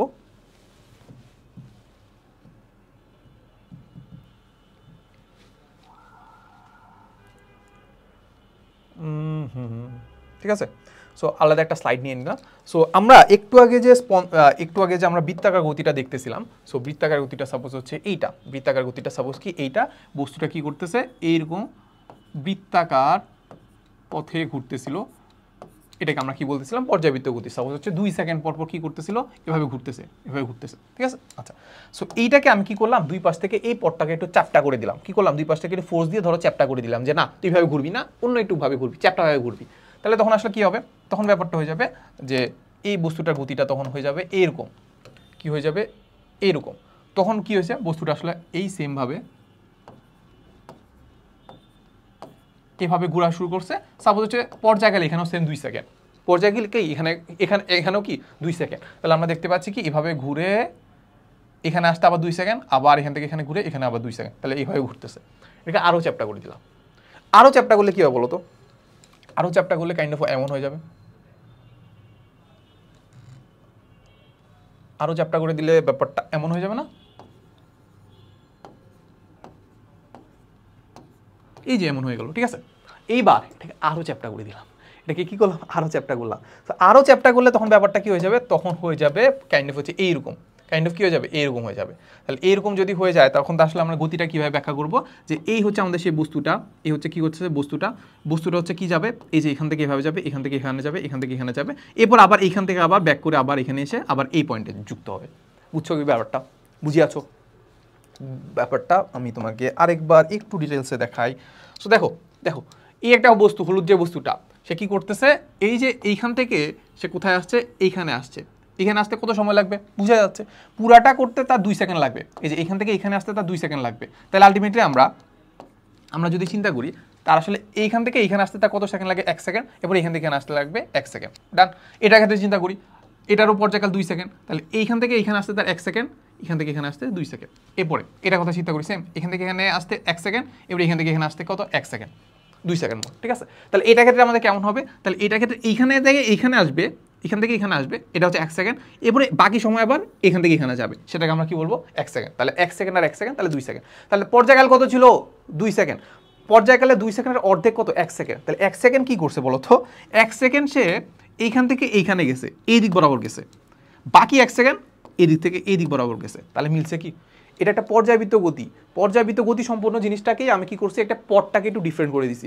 পথটাকে ডিফারেন্ট করাতে কি হয়েছে, সে পর্যায়কালের অর্ধেক 2 সেকেন্ডের অর্ধেক সময় সে এই দিক বরাবর গেছে, বাকি অর্ধেক সময় কোন দিক বরাবর গেছে, এই দিক বরাবর গেছে। তাহলে তখন আলটিমেটলি আমরা এটা কি বলবো, স্পন্দন গতি। সেটাকে আমরা কি বলবো, স্পন্দন গতি, ঠিক আছে। তো লিখে ফেলো, লিখে ফেলো। তাহলে এটাকে আমরা সিম্পলি শুধুমাত্র পর্যাবৃত্ত গতি বলতাম,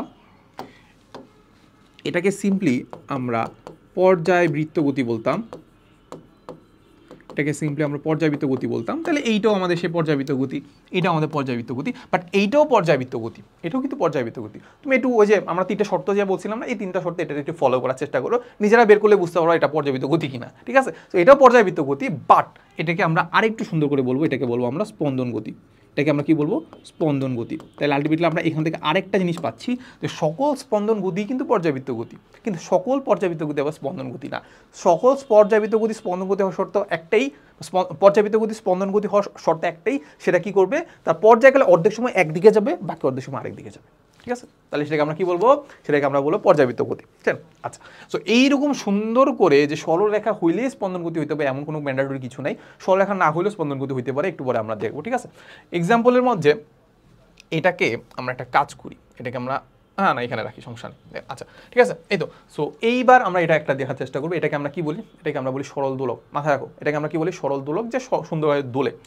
সো সরল দোলকের ক্ষেত্রে আমরা কি করি, এই যে ধরো একটা আছে, কি আছে, এটাকে আমরা বলতে পারি মেঝে বলতে পারি, বা যে কোনো একটা দেয়াল আছে, ওই দেয়ালের সাথে আমরা কি করি, একটা হুক লাগাই দিই, হুক লাগিয়ে একটা রশি লাগাই দিই, ঠিক আছে। এরকম একটা কি দিলাম, এরকম একটা দড়ি ঝুলাই দিলাম। সো ওই দড়ি ঝুলানোর পরে আমরা কি করি, এখানে একটা বস্তুকে ঝুলাই দিই, তার ভর খুব একটা বেশি হবে না, আবার দড়িরও ভর খুব একটা বেশি না। সো এইটাকে আমরা কি বলি জানো, এটাকে আমরা বলি বব, এটাকে আমরা কি বলি, বব। তাহলে ববে ঝুলাই দিলাম, ববে ঝুলানোর পরে বস্তুটা কেমনে ঝুলাইছি বলো তো, বস্তুটা নর্মালি এভাবে ছিল। এরপর এটা কি করছি, এখান থেকে এখানে টেনে সিতে আনছি, সিতে ছেড়ে দিলে কি হবে, সে বিতে যাবে, বি থেকে এতে যাবে, আবার এ থেকে বিতে যাবে, বি থেকে সিতে যাবে। সো নর্মালি আমরা দেখতে পাই যে বাতাস যেহেতু থাকে, মানে নর্মালি এটা আমার বি থেকে সিতে আনতে কাজ করতে হয়েছে, অবভিয়াসলি বি থেকে সিতে কাজ করতে হয়েছে। আমি যে কাজটা করলাম এটাকে তাকে দিয়ে দিচ্ছি না, কাইন্ড অফ আমি তো একটা খরচ করছি শক্তি, ওই শক্তিটা তার মধ্যে আছে, তাহলে ওই শক্তির কারণে সে কী করবে সারা জীবন এরকম বি সি থেকে এতে এরপরে মানে C B A B C এই পথে কী করতে থাকবার কথা, ঝুলার কথা, কিন্তু ধুলে না, কিন্তু নর্মালি কিন্তু কিছুক্ষণ পর থেমে যায়। কেন থেমে যায়? বাতাসের বাধা থাকে, অনেক বাধা থাকে। সো এই বাধার কারণে আসলে কী করে না, সে আসলে কন্টিনিউ করতে পারে না। বাট নর্মালি আমরা যদি কোনো একদম শূন্য মাধ্যমে ছেড়ে দিই তাহলে আসলে এটা এরকম ধুলার কথা, ধুলতে থাকার কথা, ঠিক আছে? জাস্ট ওটা আরেকটা ব্যাপার। সো এই হচ্ছে কথা। তাহলে এখন এই গতিটাকে আমরা চাইলে ব্যাখ্যা করতে পারি। কীভাবে ব্যাখ্যা করতে পারি? ব্যাখ্যা করতে পারি এটাকে স্পন্দন গতি হিসেবে ব্যাখ্যা করতে পারি। কীভাবে ব্যাখ্যা করতে পারি চলো দেখার চেষ্টা করি। সাপোজ আমাদের এটা কি করতেছে, এই যে এ থেকে সিতে যাচ্ছে, সি থেকে এতে যাচ্ছে, ওইটা আমরা ধরো কনসিডার করলাম না, আমি এমন একটা টাইম কনসিডার করলাম, আমি সময় চিন্তা করতেছি জানো, সে যখন বিতে আসে, সে যখন কোথায় আসে, বিতে আসে, সে যখন কোথায় আসে, বিতে আসে। সো বিতে থাকা অবস্থায় আমি কি করছি, স্টপ ওয়াচ চালু করছি। স্টপ ওয়াচ চালু করার পরে সে সাপোজ এইখান থেকে এইখানে গেছে, সাপোজ হচ্ছে 1 সেকেন্ডে, না সাপোজ ধরো এখান থেকে সে এইখানে গেছে, সে যাত্রা শুরু করছে কোথায় থেকে, এই যে এখান থেকে। ধরো আমরা যদি এখানে একটা পয়েন্ট চিন্তা করি, সাপোজ এখান থেকে সে কী করছে, যাত্রা শুরু করছে, তাহলে এই বিন্দুকে আমি রেফারেন্স ফ্রেম হিসেবে ধরে নিলাম। ওই যে একটা বিন্দু চিন্তা করলাম না, যে বিন্দুকে কেন্দ্র করে সে ঘুরবে, বা কেন্দ্র করে না, যে বিন্দুকে আসলে সে কী করে অতিক্রম করবে। সো আমি একটা বিন্দু ধরলাম, এইটা আমি কোনো একটা বিন্দু ধরলাম, এই যে এই বিন্দুটা ধরলাম, ঠিক আছে? এবার সে কী করছে, সাপোজ এইখান থেকে এইখানে গেছে, আবার এইখান থেকে আবার এইখানে আসছে, তার কত সময় লাগছে, সাপোজ হচ্ছে 1 সেকেন্ড সময় লাগছে। এখন তুমি আমাকে বলো এটার পর্যায়কালটা কত? নিজেরা একটু চিন্তা করলে ব্যাপারটা বুঝতে পারবা যে এটার পর্যায়কালটা কত। এই বিন্দু থেকে সে যাত্রা শুরু করছে, প্রথমে সিতে গেছে, সি থেকে, ব্যাপারটা বুঝছো তো, মানে এই বিন্দুতে এ থেকে সিতে গেছে, তাই তো? সো আমি স্টপ ওয়াচ চালু করছি সাপোজ বি থেকে, সো বি থেকে সে কোথায় গেছে, সিতে, এরপর সি থেকে আবার বিতে গেছে, পর্যায়কালটা কত? একটু চিন্তা করলে বুঝতে পারবা। পর্যায়কাল কি 1 সেকেন্ড? না, পর্যায়কাল হবে 2 সেকেন্ড। কীভাবে আমি যে বলি তোমাকে, দেখো এখন তুমি বলতে পারো যে ভাই মানে সে তো এই বিন্দুতেই চলে আসছে, আবার তো সেটা ক্ষেত্রে পর্যায়কাল হওয়ার কথা না, এখান থেকে এখানে গেছে, আবার এখান থেকে আবার আগের বিন্দুতে চলে আসছে, তাহলে তো টাইম তো সমান। ব্যাপারটা বুঝো, 3টা শর্ত ছিল না, এই বিন্দুতে আবার আসছে, এখান থেকে এখানে গেছে, আবার এখান থেকে যখন এখানে আসছে তখন এই বিন্দুতেই চলে আসছে, ঠিকই কথা আছে, এই বিন্দুতেই চলে আসছে। কিন্তু যখন দেখো, যখন সে এখানে অতিক্রম করতেছিল সে যাচ্ছিল এই দিক বরাবর, কিন্তু যখন সে এখান থেকে এখানে আসছে আবার, তখন কিন্তু যাচ্ছে আবার এই দিক বরাবর, তাহলে একই দিক থেকে কিন্তু অতিক্রম করা হয় নাই, একই দিক থেকে অতিক্রম করা হয়েছে, হয় নাই তো। তাহলে আলটিমেটলি আমাদের এইখানে আমাদের পর্যায়টা কমপ্লিট হয় নাই, পর্যায়টা কি কমপ্লিট হয় নাই। তাহলে আমি কি করছি, এইখান থেকে এইখানে গেছে, আবার এখান থেকে এইখানে আসছে, কত সময় লাগছে, 1 সেকেন্ড। এরপর আবার সে কী করে বলো তো, এরপর আবার সে কী করবে, আবার এই যে এইখান থেকে সে এইখানে যাবে, এরপর আবার এইখান থেকে আবার এইখানে আসবে, তাহলে এখানে মোট আবার সময় লাগবে কত, 1 সেকেন্ড। তাহলে আলটিমেটলি আমাদের দেখো মোট সময় লাগছে কত, 1 সেকেন্ড প্লাস 1 সেকেন্ড। তাহলে এবার দেখো তো মিলে কিনা, সে কী করছে, এইখান থেকে এখানে আসছে 1 সেকেন্ড, এরপরে এখান থেকে এইখানে গেছে 1 সেকেন্ড, এবার দেখি মোটামুটি 2 সেকেন্ড সময় লাগছে। এরপর দেখো প্রথমে যখন যাত্রা শুরু করছে এই দিক বরাবর যাচ্ছিল, এরপর এখান থেকে এখানে এসে আবার এখানে যখন যাচ্ছে তখনও আবার এই দিক বরাবরই ঘুরতেছে, এবং এই পয়েন্টটাকে কি করতেছে, অতিক্রম করতেছে। তাহলে তখন আলটিমেটলি আমরা কি করবো, তখন সেটাকে আমরা বলবো যে একটা পর্যায় কমপ্লিট হয়েছে, মোটামুটি পর্যায়কালটা কত, 1 সেকেন্ড প্লাস 1 সেকেন্ড, 2 সেকেন্ড। বুঝে যাচ্ছ? তাহলে আলটিমেটলি আমরা এবার এটার সাথে তুলনা করে আমরা চিন্তা করতে পারি যে এ থেকে ফার্স্টে সিতে যাবে, এবার সি থেকে যখন আবার এতে আসবে, এটাকে আমরা বলবো একটা পর্যায়, সেটাকে আমরা কি বলবো, 2 সেকেন্ড, তার পর্যায়কাল। ব্যাপারটা বুঝছো? এই হচ্ছে কথা। তাহলে এইবার আমরা যদি স্পন্দনের কথা চিন্তা করি, স্পন্দনের কথা খুব ইজিলি বোঝা যায় যে দেখো আমাদের পর্যায়কালের 1 সেকেন্ড সে কি করতেছে, এই দিক বরাবর, আরেক সেকেন্ড হচ্ছে সে এই দিক বরাবর। পর্যায়কালে দেখো অর্ধেক সময় হচ্ছে সে এই যে এইটা হচ্ছে এই দিক বরাবর, এটা হচ্ছে এই দিক বরাবর, আর বাকি অর্ধেক সময় এই যে এইটা আর এইটা এই দিক বরাবর। তাহলে এটাকে আমরা স্পন্দন গতি বলতে পারতেছি, ডান, এটা স্পন্দন গতি। পর্যাবৃত্ত গতি। চলো এখানে আরেকটা এক্সাম্পল দেওয়া আছে, সেটা হচ্ছে একটা স্প্রিংয়ের মধ্যে আমি একটা বস্তুকে ঝুলাই দিলাম, সো নর্মালি আসে। এরপরে কি করছি জানো, এরপর আমি কি করছি, এই দিক বরাবর একটা বল প্রয়োগ করছি, এই দিক বরাবর একটা টানছি, টেনে ছেড়ে দেওয়ার পর কি হবে বলতো, বস্তুটা কি হবে, এরকম আপ ডাউন করবে, যখন আপ ডাউন করতেছে সেটাকেও আলটিমেটলি আমরা বলতে পারি যে সে এটাকে একটা রেফারেন্স ফ্রেম চিন্তা করলাম, সাপোজ এটা একটা তার সাম্যাবস্থা এইভাবে নর্মালি ছিল, সে যখন আমি নিচের দিকে টানলাম তখন বস্তুটা দেখা যাবে কি জানো, বস্তুটা হচ্ছে কিছু সময় এই দিক বরাবর যাবে, আর বাকি অর্ধেক সময় উপর বরাবর যাবে, সো এই দিক বরাবর ঝুলতে থাকবে। তাহলে আমরা বলতে পারি যে পর্যায়কাল অর্ধেক সময় উপরের দিকে যাচ্ছে, বাকি অর্ধেক সময় নিচের দিকে যাচ্ছে, তখন সেটাকে আমরা কি বলতে পারি, স্পন্দন গতি বলতে পারি। ঠিক আছে, এই তো। তাহলে আলটিমেটলি আমরা স্পন্দন গতির মোটামুটি একটু হলেও আমরা ডিটেলস জেনে ফেলছি, কি করছি, একটু হলেও আমরা ডিটেলস জেনে ফেলছি, ডান। আচ্ছা, এবার আমরা মোটামুটি গতি সম্পর্কে জেনে ফেলছি, এবার আমরা রাশি সম্পর্কে জানবো। সো এখানে আমাদেরকে বলে দেওয়া আছে স্কেলার রাশি আর ভেক্টর রাশি। তো খুব সিম্পল কথা, আমরা একটু রাশি সম্পর্কে জানি যে রাশিটা আসলে কি। একটা জিনিস মাথায় রাখবা যে আমাদের এই ভৌত জগতে আমরা যা কিছু পরিমাপ করতে পারি সেটাকে আমরা রাশি বলি। আমরা যা কিছু পরিমাপ করতে পারি সেটাকে আমরা রাশি বলি। এখন দেখো তুমি বলতে পারো যে ভাই মানে কি পরিমাপ করতে পারি না যে সেটাকে আমি রাশি বলবো না। একটা জিনিস দেখো, আমার ধরো ভালোবাসা, আমার তোমাদের প্রতি ভালোবাসা, সেটাকে তুমি পরিমাপ করতে পারবা? যে বলতে পারো যে ভাই আপনি 2 গ্রাম ভালোবাসেন, 3 গ্রাম ভালোবাসেন, বলতে পারবা? বলতে পারবা না তো। ওইটাকে আমি পরিমাপ করতে পারি না, সেটাকে আমরা বলবো রাশি না। যেমন আমার দুঃখ, আমার কষ্ট, এটাও তুমি পরিমাপ করতে পারবা না। আবেগ, এটাও পরিমাপ করতে পারবা না, এটা হচ্ছে আমাদের রাশি না। যেমন আমাদের চিন্তা করতে পারি যে এই কলমের লেন্থ আমি পরিমাপ করতে পারবো, তাহলে এটাকে আমি রাশি বলবো। আমার ভর 60 কেজি 70 কেজি পরিমাপ করতে পারি, ওটাকে আমরা রাশি বলবো। ঠিক আছে, রান রাশি আমরা বুঝে ফেলছি। এবার আমরা দেখবো যে রাশিকে আমরা 2 ভাগে ভাগ করি, একটা হচ্ছে আমাদের স্কেলার রাশি, আর একটা হচ্ছে আমাদের ভেক্টর রাশি। স্কেলার রাশি কোনটা? খুব এক্স্যাক্টলি আমরা যদি সংজ্ঞাটা একটু পড়ি, সংজ্ঞাটা থেকে আমি কি বলে দেওয়া আছে যে যে সকল ভৌত রাশি, যেগুলোকে ভৌত রাশি মানে ভৌত জগতে দেখা যায়, কাল্পনিক জগৎ না। সো এই ভৌত রাশি প্রকাশ করার জন্য শুধুমাত্র মানের প্রয়োজন, শুধুমাত্র কিসের প্রয়োজন? মানের প্রয়োজন। সেটাকে আমরা বলবো কি, কোনো ধরনের দিকের প্রয়োজন হয় না, কোনো ধরনের কি দিকের প্রয়োজন না, সেটাকে আমরা বলবো কি স্কেলার রাশি। যেমন একটা জিনিস হইতে পারে, এক্সাম্পলগুলো খুব মনোযোগ দিয়ে দেখবা, যখন বড় হবা তখন আসলে এই প্রত্যেকটা এক্সাম্পল দিয়েই একটা চাপড়া শুরু হয়েছে প্রত্যেকটা। যেমন আমাদের ভর দিয়ে, ভর না, সাপোজ দূরত্ব, তারপর দূরত্ব দিয়ে আমাদের গতি চাপটা শুরু হবে, তারপর হচ্ছে আমাদের বল আছে, বল দিয়ে নিউটনের মেকানিক্স শুরু হবে, তারপর হচ্ছে তাপ দিয়ে আরেকটা চাপটা শুরু হবে, এরকম অনেকগুলো চাপটা শুরু হবে আর কি। ঠিক আছে, সামনে গেলে অনেক ডিটেলস দেখতে পারবা। সো এই এক্সাম্পলগুলো একটা মাথায় রাখবা। সো এক্সাম্পলের মধ্যে একটা আছে হচ্ছে ভর। ভর মানে কি?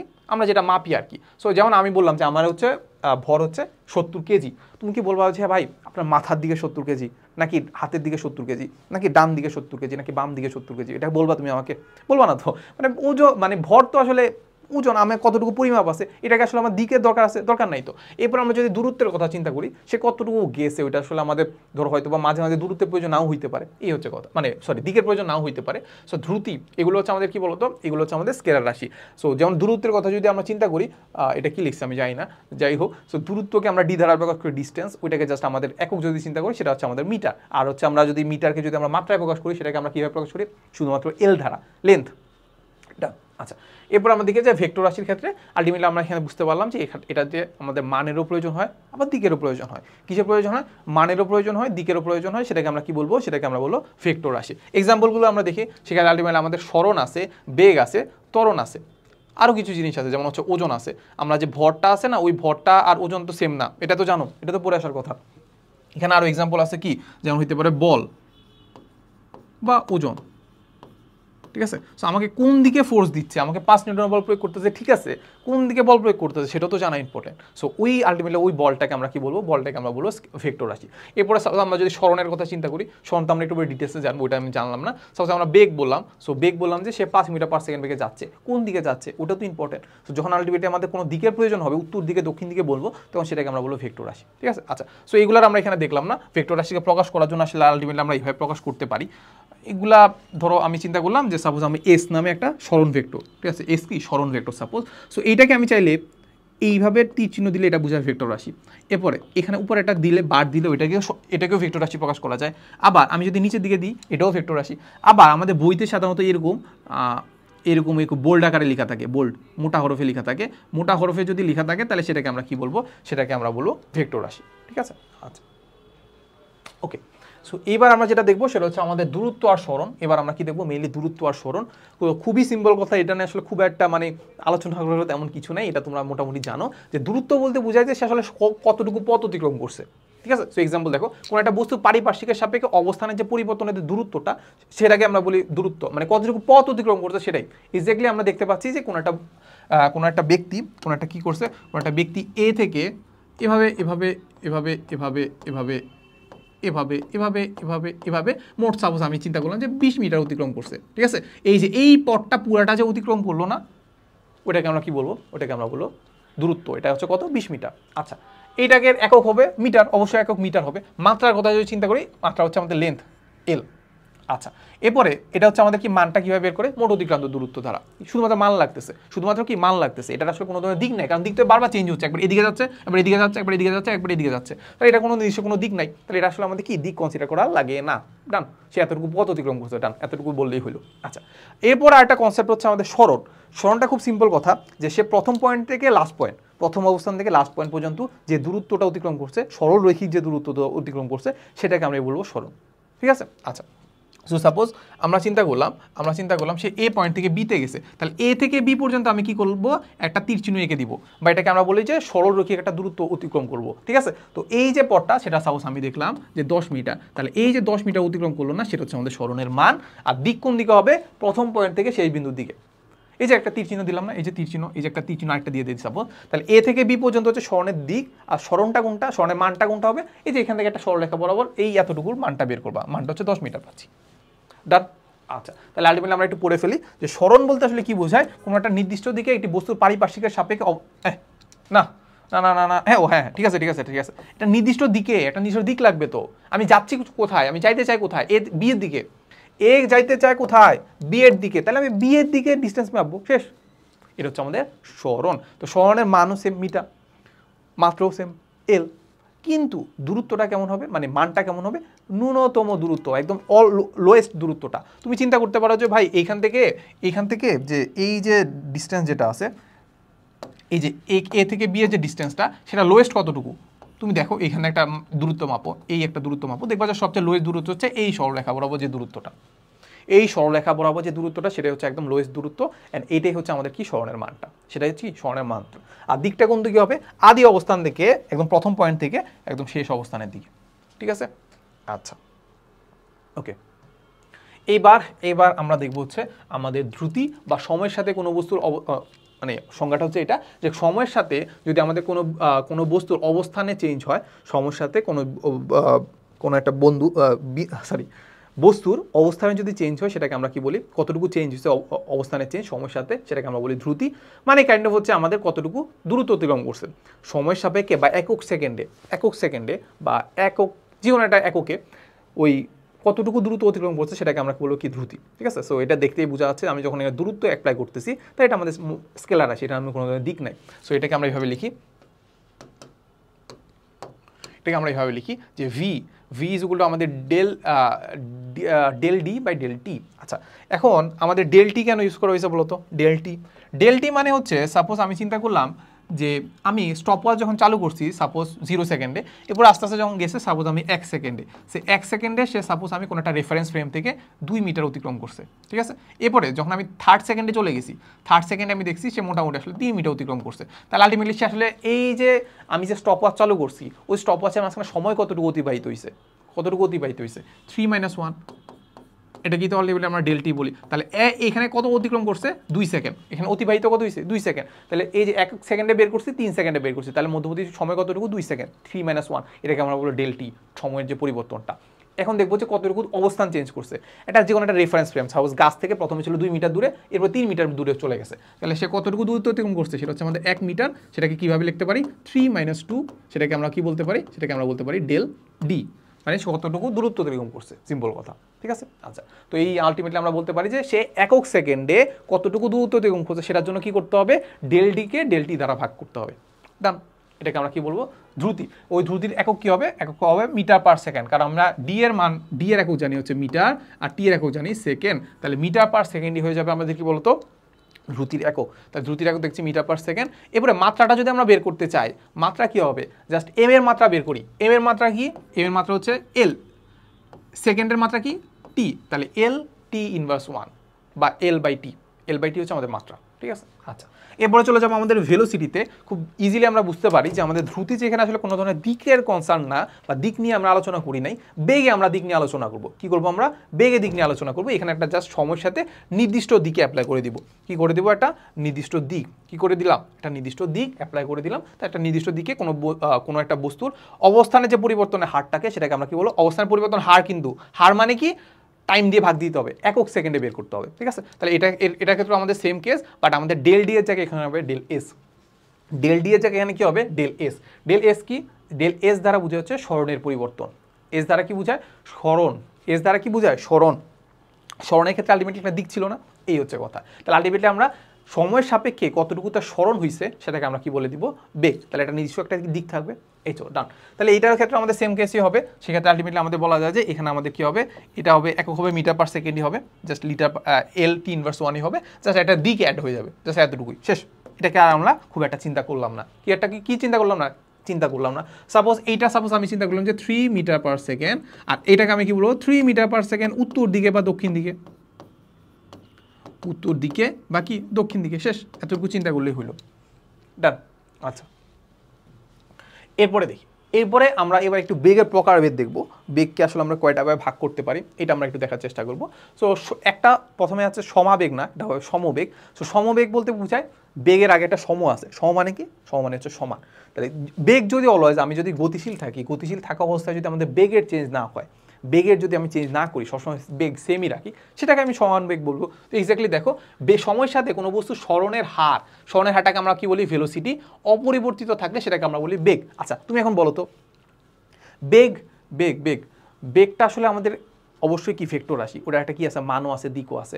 তাহলে আলটিমেটলি আমাদের সাপোজ আমি চিন্তা করলাম যে ওইটা যেটা আছে, সাপোজ আমি হ্যাঁ, সো এটা হচ্ছে এই কথা, তাই এটা আমি চিন্তা করলাম না। সাপোজ আমি কোনো একটা চিন্তা করলাম যে বস্তু হচ্ছে 3 মিটার পার সেকেন্ড বেগে, 3 মিটার পার সেকেন্ড বেগে সাপোজ ডান দিকে যাচ্ছে। কোন দিকে? ডানে যাচ্ছে, ঠিক আছে। এটা হচ্ছে তার দিকটা, এটা হচ্ছে তার মানটা। এখন এবার আমি যদি অসমবেগের কথা চিন্তা করি, অসমবেগে কি হবে? বুঝে যাচ্ছে বেগের মান চেঞ্জ হয়ে যাবে। তাহলে এখানে দেখো আমাদের বলে দেওয়া হচ্ছে যে সময়ের সাথে সাথে যদি কোনো বস্তুর স্মরণের হার, যেটাকে আমরা বলি বেগ যদি পরিবর্তিত হয়, সেটাকে আমরা বলি সমবেগ। আচ্ছা, এখন তুমি চিন্তা করো তো, এই বেগটা আসলে কয়ভাবে চেঞ্জ হতে পারে? 2 ভাবে চেঞ্জ হতে পারে। আমি যদি বলি 3 ভাবে চেঞ্জ হতে পারে, সেটাও দেখো, চিন্তা করো।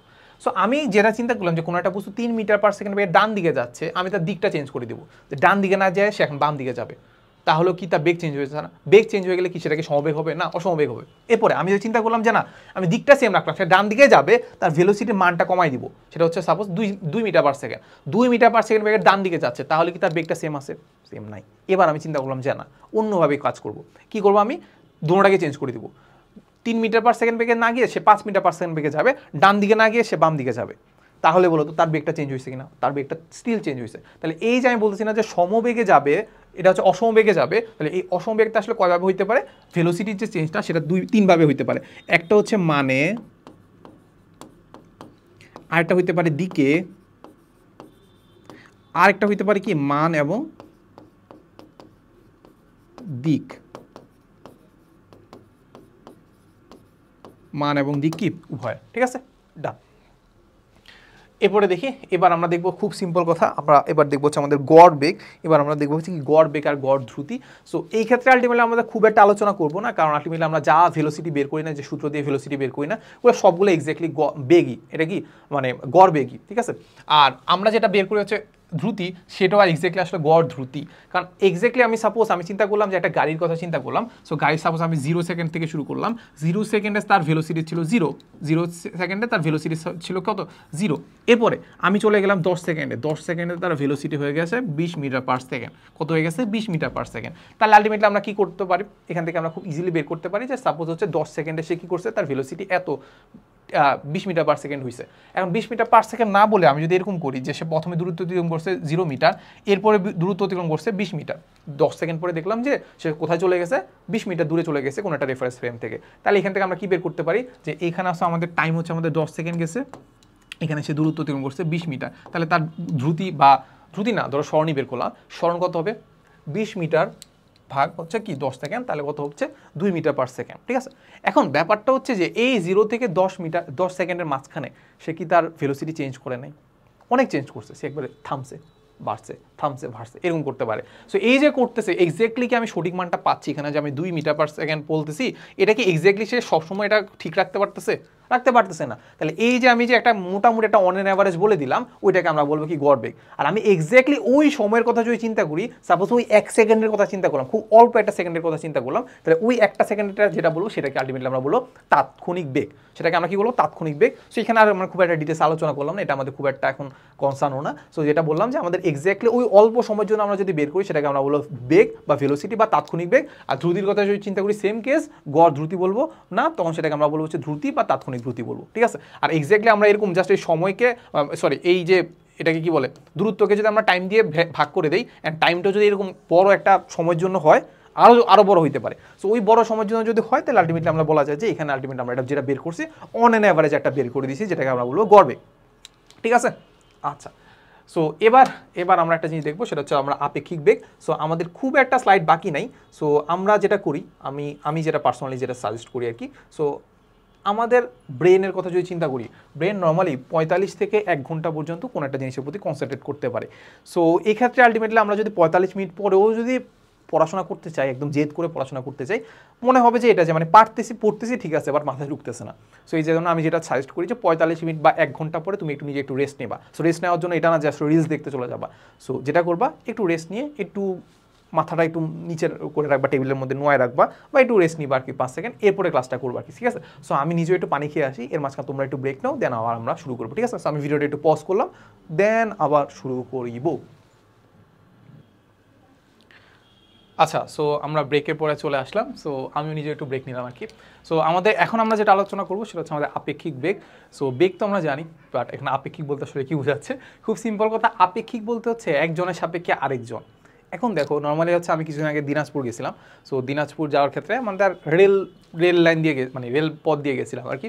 সো আমরা যেটা দেখছি যে সাপোজ আমি একটা সাপোজ হচ্ছে কি বলা যায়, যেটা ট্রেনে আসি। সো এখানে আরেকটা ট্রেন আছে। সো আমি সাপোজ নর্মালি তো আমরা খুব ব্রিলিয়ান্ট মানুষ, আমরা আসলে খুব বুঝে যাই যে আসলে কোনটা চলতেছে না। তো সাপোজ একটা হলো যে তুমি আসলে ঘুমাচ্ছ, অনেক বড় জার্নি ঘুমাচ্ছ। সো হঠাৎ করে দেখলাম পাশের দিকে তাকালে দেখলাম যে পাশে দিয়ে আরেকটা ট্রেন যাচ্ছে, পাশে দিয়ে কি যাচ্ছে, আরেকটা ট্রেন যাচ্ছে। এখন দেখতে পাইলা যে মানে ট্রেনের যে পাশে যে একজন মহিলা না, সাপোজ পাশে একজন ব্যক্তি বসে আছে, ওকে দেখলা যে ও আর আমি সেম জায়গায় আছি, আর মনে হবে যে ও স্থিরই আছে, মনে হবে কি ও স্থিরই আছে। তাহলে এই যে মনে হওয়া যে স্থির আছে, এই মনে হওয়াটাকে আমরা বলি হচ্ছে আপেক্ষিকতা। এই মনে হওয়াটাকে আমরা কি বলি? আপেক্ষিকতা। আর এটা বেগের ক্ষেত্রেও যায়। সেটা হচ্ছে এইটা যে সাপোজ হচ্ছে আমি এই একটা ব্যক্তি, এই একটা গাড়ি, সাপোজ হচ্ছে এই একটা গাড়ি, এটা কি হচ্ছে গাড়ি, সে 20 মিটার পার সেকেন্ড বেগে এই দিক বরাবর যাচ্ছে, 20 মিটার পার সেকেন্ড কি এই দিক বরাবর যাচ্ছে। আর আমারও খুব জোশ উঠলো, আমারও কি হলো জোশ। সো এই কারণে দেখা যাচ্ছে আমিও কি করতেছি, এই দিক বরাবর 20 মিটার পার সেকেন্ড বেগে দৌড়াচ্ছি।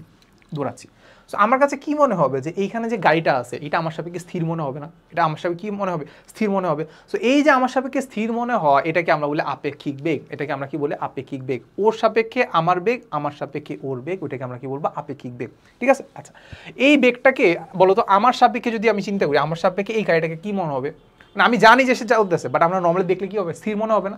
এই স্থির মনে হওয়াটাকে বলা যায় যে 20 - 20 0 মিটার পার সেকেন্ড মনে হবে। 20 - 20 কত মনে হবে? 0 মিটার পার সেকেন্ড মনে হবে। আচ্ছা, এখন ব্যাপারটা যদি এমন হয়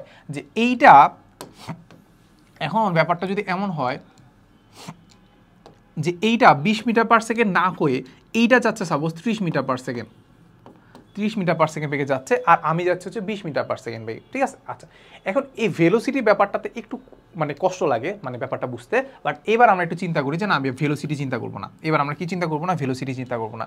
ভেলোসিটি চিন্তা না করলে আসলে আমরা যদি মিটারের কথা চিন্তা করি, তাহলে আমি কীভাবে এটাকে খাটাইতে পারি?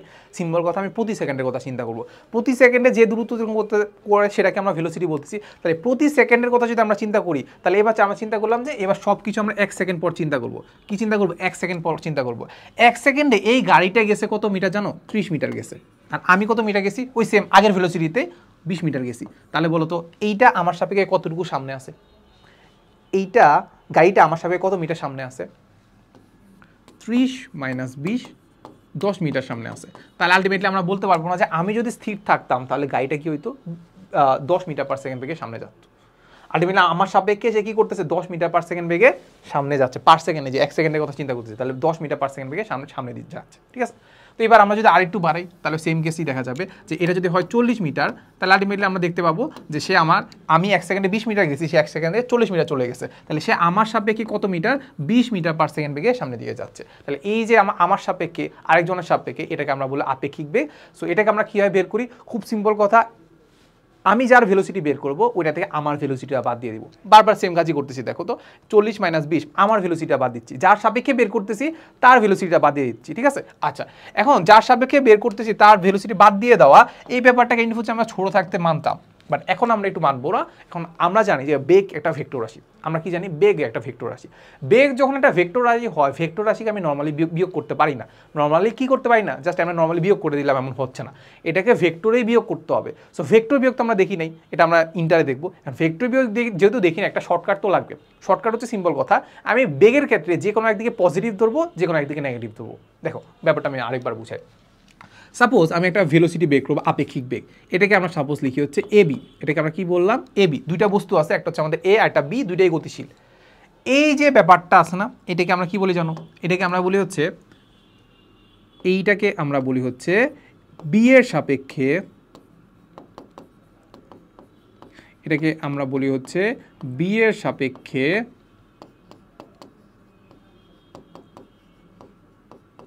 এটাকে আমরা কি বলবো, বি এর সাপেক্ষে এ এর বেগ। তাহলে বিটাকে আমি সবার লাস্টে রাখলাম আর এটাকে আমি ফার্স্টে রাখলাম। তাহলে এর বেগ কার সাপেক্ষে, বি এর সাপেক্ষে। তাহলে এটা কি হবে জানো, এটা হয়ে যাবে আমাদের, প্রথমে আমি কার বেগ নিব, প্রথমে আমি এ এর বেগ নিব, ওইটা থেকে মাইনাস করে দিব কিসের বেগ, বি এর বেগ।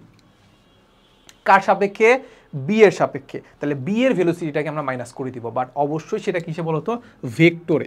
সেটা কিসে, ভেক্টরে। সো ভেক্টরের ব্যাপারটা আমরা এখন আর মাথায় রাখবো না। যেটা মাথায় রাখবো যে একদিকে যদি সাপোজ আমি চিন্তা করলাম যে কোনো একটা বস্তু সাপোজ এ যাচ্ছে সাপোজ আমি চিন্তা করলাম এ দিক বরাবর, বি যাচ্ছে সাপোজ এ দিক বরাবর, আমি এ দিক বরাবর সাপোজ আমি পজিটিভ ধরলাম, এই দিক বরাবর সাপোজ আমি নেগেটিভ ধরলাম। ঠিক আছে, এতটুকু চিন্তা করলে হলো, অত কিছু আর চিন্তা করা লাগবে না। একদিকে পজিটিভ, একদিকে নেগেটিভ, শেষ। তাহলে আলটিমেটলি আমাদের এই জিনিসগুলো আমরা যখন ম্যাথ করতে যাব তখন ব্যাপারটা আসলে ভালো করে বুঝতে পারবো। বাট এই জিনিসটা একটু মাথায় রাখবা, এই যে একজনের সাপেক্ষে আরেকজনের ভেলোসিটি আমরা কীভাবে বের করি, ভেক্টরের মাধ্যমে। একদিকে মানে যার ভেলোসিটি বের করতে হবে সেটার থেকে যার সাপেক্ষে বের করতে তার ভেলোসিটি মাইনাস করে দিব, বাট অবশ্যই ভেক্টরে বের করার জন্য কী করতে হবে, যে কোনো একদিকে পজিটিভ ধরবো, যে কোনো একদিকে নেগেটিভ ধরে নেবো। ঠিক আছে, তো সাপোজ আমি চিন্তা করলাম যে একটা বল, এই যে একটা বল,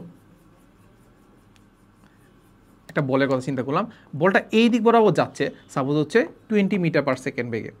ঠিক আছে, আমি এই দিকে যাচ্ছি, এই দিকে যাচ্ছি সাপোজ আমি 10 মিটার পার সেকেন্ড বেগে। তাহলে এবার আমি যদি বের করতে চাই যে আমার সাপেক্ষে এটার ভেলোসিটিটা কত, আমার সাপেক্ষে এইটা ভেলোসিটিটা কত, খুব সিম্পল কথা, কি করতে হবে, কার ভেলোসিটি বের করতে হবে, এইটা ভেলোসিটি বের করতে হবে কার সাপেক্ষে, আমার সাপেক্ষে। তাহলে আমি কি করে, আমার সাপেক্ষে এটা বিয়োগ করে দেবো, তাহলে 10 মিটার পার সেকেন্ড। ব্যাপারটা কি আসলে এমন, 10 মিটার পার সেকেন্ড এমন হবে, হবে না তো। আমি ওই দিক বরাবর ওইদিকে যাচ্ছি, বস্তুটা এদিকে যাচ্ছে, তাহলে আমার কাছে কি মনে হবে, ভাই সে অনেক দ্রুত যাচ্ছে, তাহলে 10 মিটার পার সেকেন্ড হবে, হবে না তো। এইখানে আমরা চিন্তা করব যে এই দিকে ধরবো পজিটিভ, সাপোজ এই দিকে ধরবো নেগেটিভ। তাহলে এইদিকে পজিটিভ হলে এটা ভেলোসিটি হচ্ছে পজিটিভ 10, মাইনাস করবো কি আমার ভেলোসিটি কত হবে, 10 মিটার পার সেকেন্ড হবে না, -10 মিটার পার সেকেন্ড হবে। সেটা কত হবে, -10। তাহলে মাইনাস মাইনাস প্লাস হয়ে গেল 30 মিটার পার সেকেন্ড। তুমি আরেকবার বুঝাই। এই দিক বরাবর 20 মিটার পার সেকেন্ড বেগে যাচ্ছে, তাহলে এটাকে আমরা বলবো,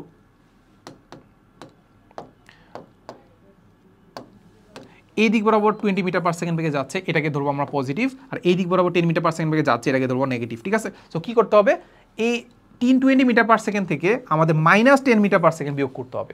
ওর ভেলোসিটি থেকে আমার ভেলোসিটি বিয়োগ করতে হবে। আমার ভেলোসিটি আগে থেকে নেগেটিভ, বিয়োগ করলে কি হবে, নেগেটিভ প্লাস হয়ে যাবে, নেগেটিভ কি হয়ে গেল, প্লাস হয়ে গেল। প্লাস যদি হয়ে যায় তাহলে হয়ে গেল 30 মিটার পার সেকেন্ড। তাহলে আমার মনে হবে সে 30 মিটার পার সেকেন্ড বেগে ওই দিকে যাচ্ছে। ডান, এই হচ্ছে কথা। তাহলে এতটুকু যদি আমরা বুঝে যাই, এবার আমরা যেটা চলে যাব আমাদের হচ্ছে মন্দনে। এবার আমরা কোথায় চলে যাব, মন্দনে। মন্দন আর হচ্ছে ত্বরণে। খুব ইজিলি এটাও আমরা জানি যে আমাদের হচ্ছে সময় সাপেক্ষে যে বেগের পরিবর্তনটা হচ্ছে সেটাকে আমরা কি বলবো, সময় সাপেক্ষে বেগের যে পরিবর্তনটা হচ্ছে সেটাকে আমরা বলবো ত্বরণ। আর ত্বরণটাকে আমরা এইভাবে ডিফাইন করি, A = del v by del t। এটা হচ্ছে সময়ের পরিবর্তন, এটা হচ্ছে কি ভেলোসিটি পরিবর্তন। তাহলে ভেলোসিটি পরিবর্তনটাকে আমরা বলতে পারি v - u। v হচ্ছে শেষ বেগ আর u হচ্ছে আদি বেগ। ডান, আচ্ছা। সো এটা কীভাবে প্রকাশ করবো, এটাকে প্রকাশ করার জন্য আমরা সিম্পলি একটা জিনিস চিন্তা করি যে আমাদের ডেল ভি এর একক কি, মিটার পার সেকেন্ড। ওই মিটার পার সেকেন্ডকে টাইম দ্বারা ভাগ দিলে কি হচ্ছে, মিটার পার সেকেন্ড, তাহলে সেকেন্ড হয়ে যাবে মিটার পার সেকেন্ড স্কোয়ার। এটাকে আমরা এইভাবে লিখতে পারি metre second inverse 2 metre per second. তাহলে এইটাকে যদি আমরা মাত্রা বের করি, এটাকে আমরা চাইলে এখান থেকে মাত্রাও বের করতে পারি। এল, এটাকে আমরা বলি লেন্থ, এস টাইম, এটাকে আমরা বলি T−2। শেষ, LT−2 আর হচ্ছে একক কী হবে, মিটার পার সেকেন্ড। ডান, আচ্ছা। তাহলে এই যে আমরা একটা ত্বরণের কথা বলতেছি, এখন যদি ভেলোসিটি যদি বাড়ে সেক্ষেত্রে আলটিমেটলি বলা যায় যে এটা ত্বরণে যাচ্ছে। ভেলোসিটি যদি কমে আগের তুলনায় যদি কমে, তাহলে আমরা দেখবো যে ত্বরণটা হচ্ছে নেগেটিভ হয়ে গেছে। ত্বরণটা কি নেগেটিভ হয়ে গেছে, কেমনে, এই যে v - u না, তাহলে ত্বরণ যদি ভেলোসিটি যদি কমলে তাহলে ভিটা কি হয়ে যাবে, ছোট হয়ে যাবে। ভিটা কি হয়ে যাবে ছোট, আর ইউটা কত হয়ে যাবে বড়, তাহলে এই পার্টটুকু কি হয়ে যাবে, এই পার্টটুকু হয়ে যাবে আমাদের নেগেটিভ। তাহলে ত্বরণটাকে আমরা কি বলবো, ঋণাত্মক ত্বরণ। ত্বরণটাকে আমরা কি বলতে পারবো তখন, ঋণাত্মক ত্বরণ। আর ঋণাত্মক ত্বরণটাকে আমরা কি বলি, মন্দন। ঋণাত্মক ত্বরণটাকে আমরা কি বলি, মন্দন। ডান। আচ্ছা, এরপর আমরা দেখবো যে দুইটা জিনিস দেওয়া আছে, সমত্বরণ, অসমত্বরণ। খুব ইজিলি বোঝা যাচ্ছে সমত্বরণ মানে কি, যেখানে আসলে আমাদের কোনো একটা গতিশীল বস্তু তার ত্বরণটা সেম থাকবে, তার বেগের যে পরিবর্তনের হারটা সেটা অলওয়েজ সেম রাখবে, অ্যান্ড এটাকে দিকও সেম রাখতে হবে, মানও সেম রাখতে হবে। ঠিক আছে, দুইটা যে কোনো একটা চেঞ্জ হয়ে যাবে বা দুইটাই চেঞ্জ হয়ে যাবে, সেটা হয়ে যাবে অসমত্বরণ। ডান। এই ক্ষেত্রে আমাদের এতটুকু ডান। এইবার আমাদের জাস্ট একটু সমীকরণগুলো এবার দেখার চেষ্টা করব, যে গতির সমীকরণ কি চেষ্টা করব, গতির সমীকরণ। সো গতির সমীকরণের ক্ষেত্রে, গতির সমীকরণের ক্ষেত্রে যদি আমরা চিন্তা করি, তাহলে আমাদের একটা হয়ে যাবে সমবেগ, যেখানে আমাদের ভেলোসিটি চেঞ্জ করতেছি না। ভেলোসিটি যদি চেঞ্জ না করি, তাহলে আমাদের যে সমীকরণটা দাঁড়ায়, আমরা ভি ইকুয়াল টু কি জানতাম, S by T. V equal to আমরা কি জানতাম, এস বাই টি। তাহলে এখান থেকে খুব ইজিলি আমরা জানি যে এস ইকুয়াল টু কি হবে, ভিটি। এস ইকুয়াল টু কত হবে, ভিটি। তাহলে এটাই আলটিমেটলি আমাদের কিসের সমীকরণ, এটাই আমাদের, এখান থেকে আমরা একটা সমীকরণই পাই, সমবেগে যদি যায় তাহলে S equal to VT. S মানে কি, এস মানে হচ্ছে আমাদের, এস মানে হচ্ছে আমাদের অতিক্রান্ত দূরত্ব,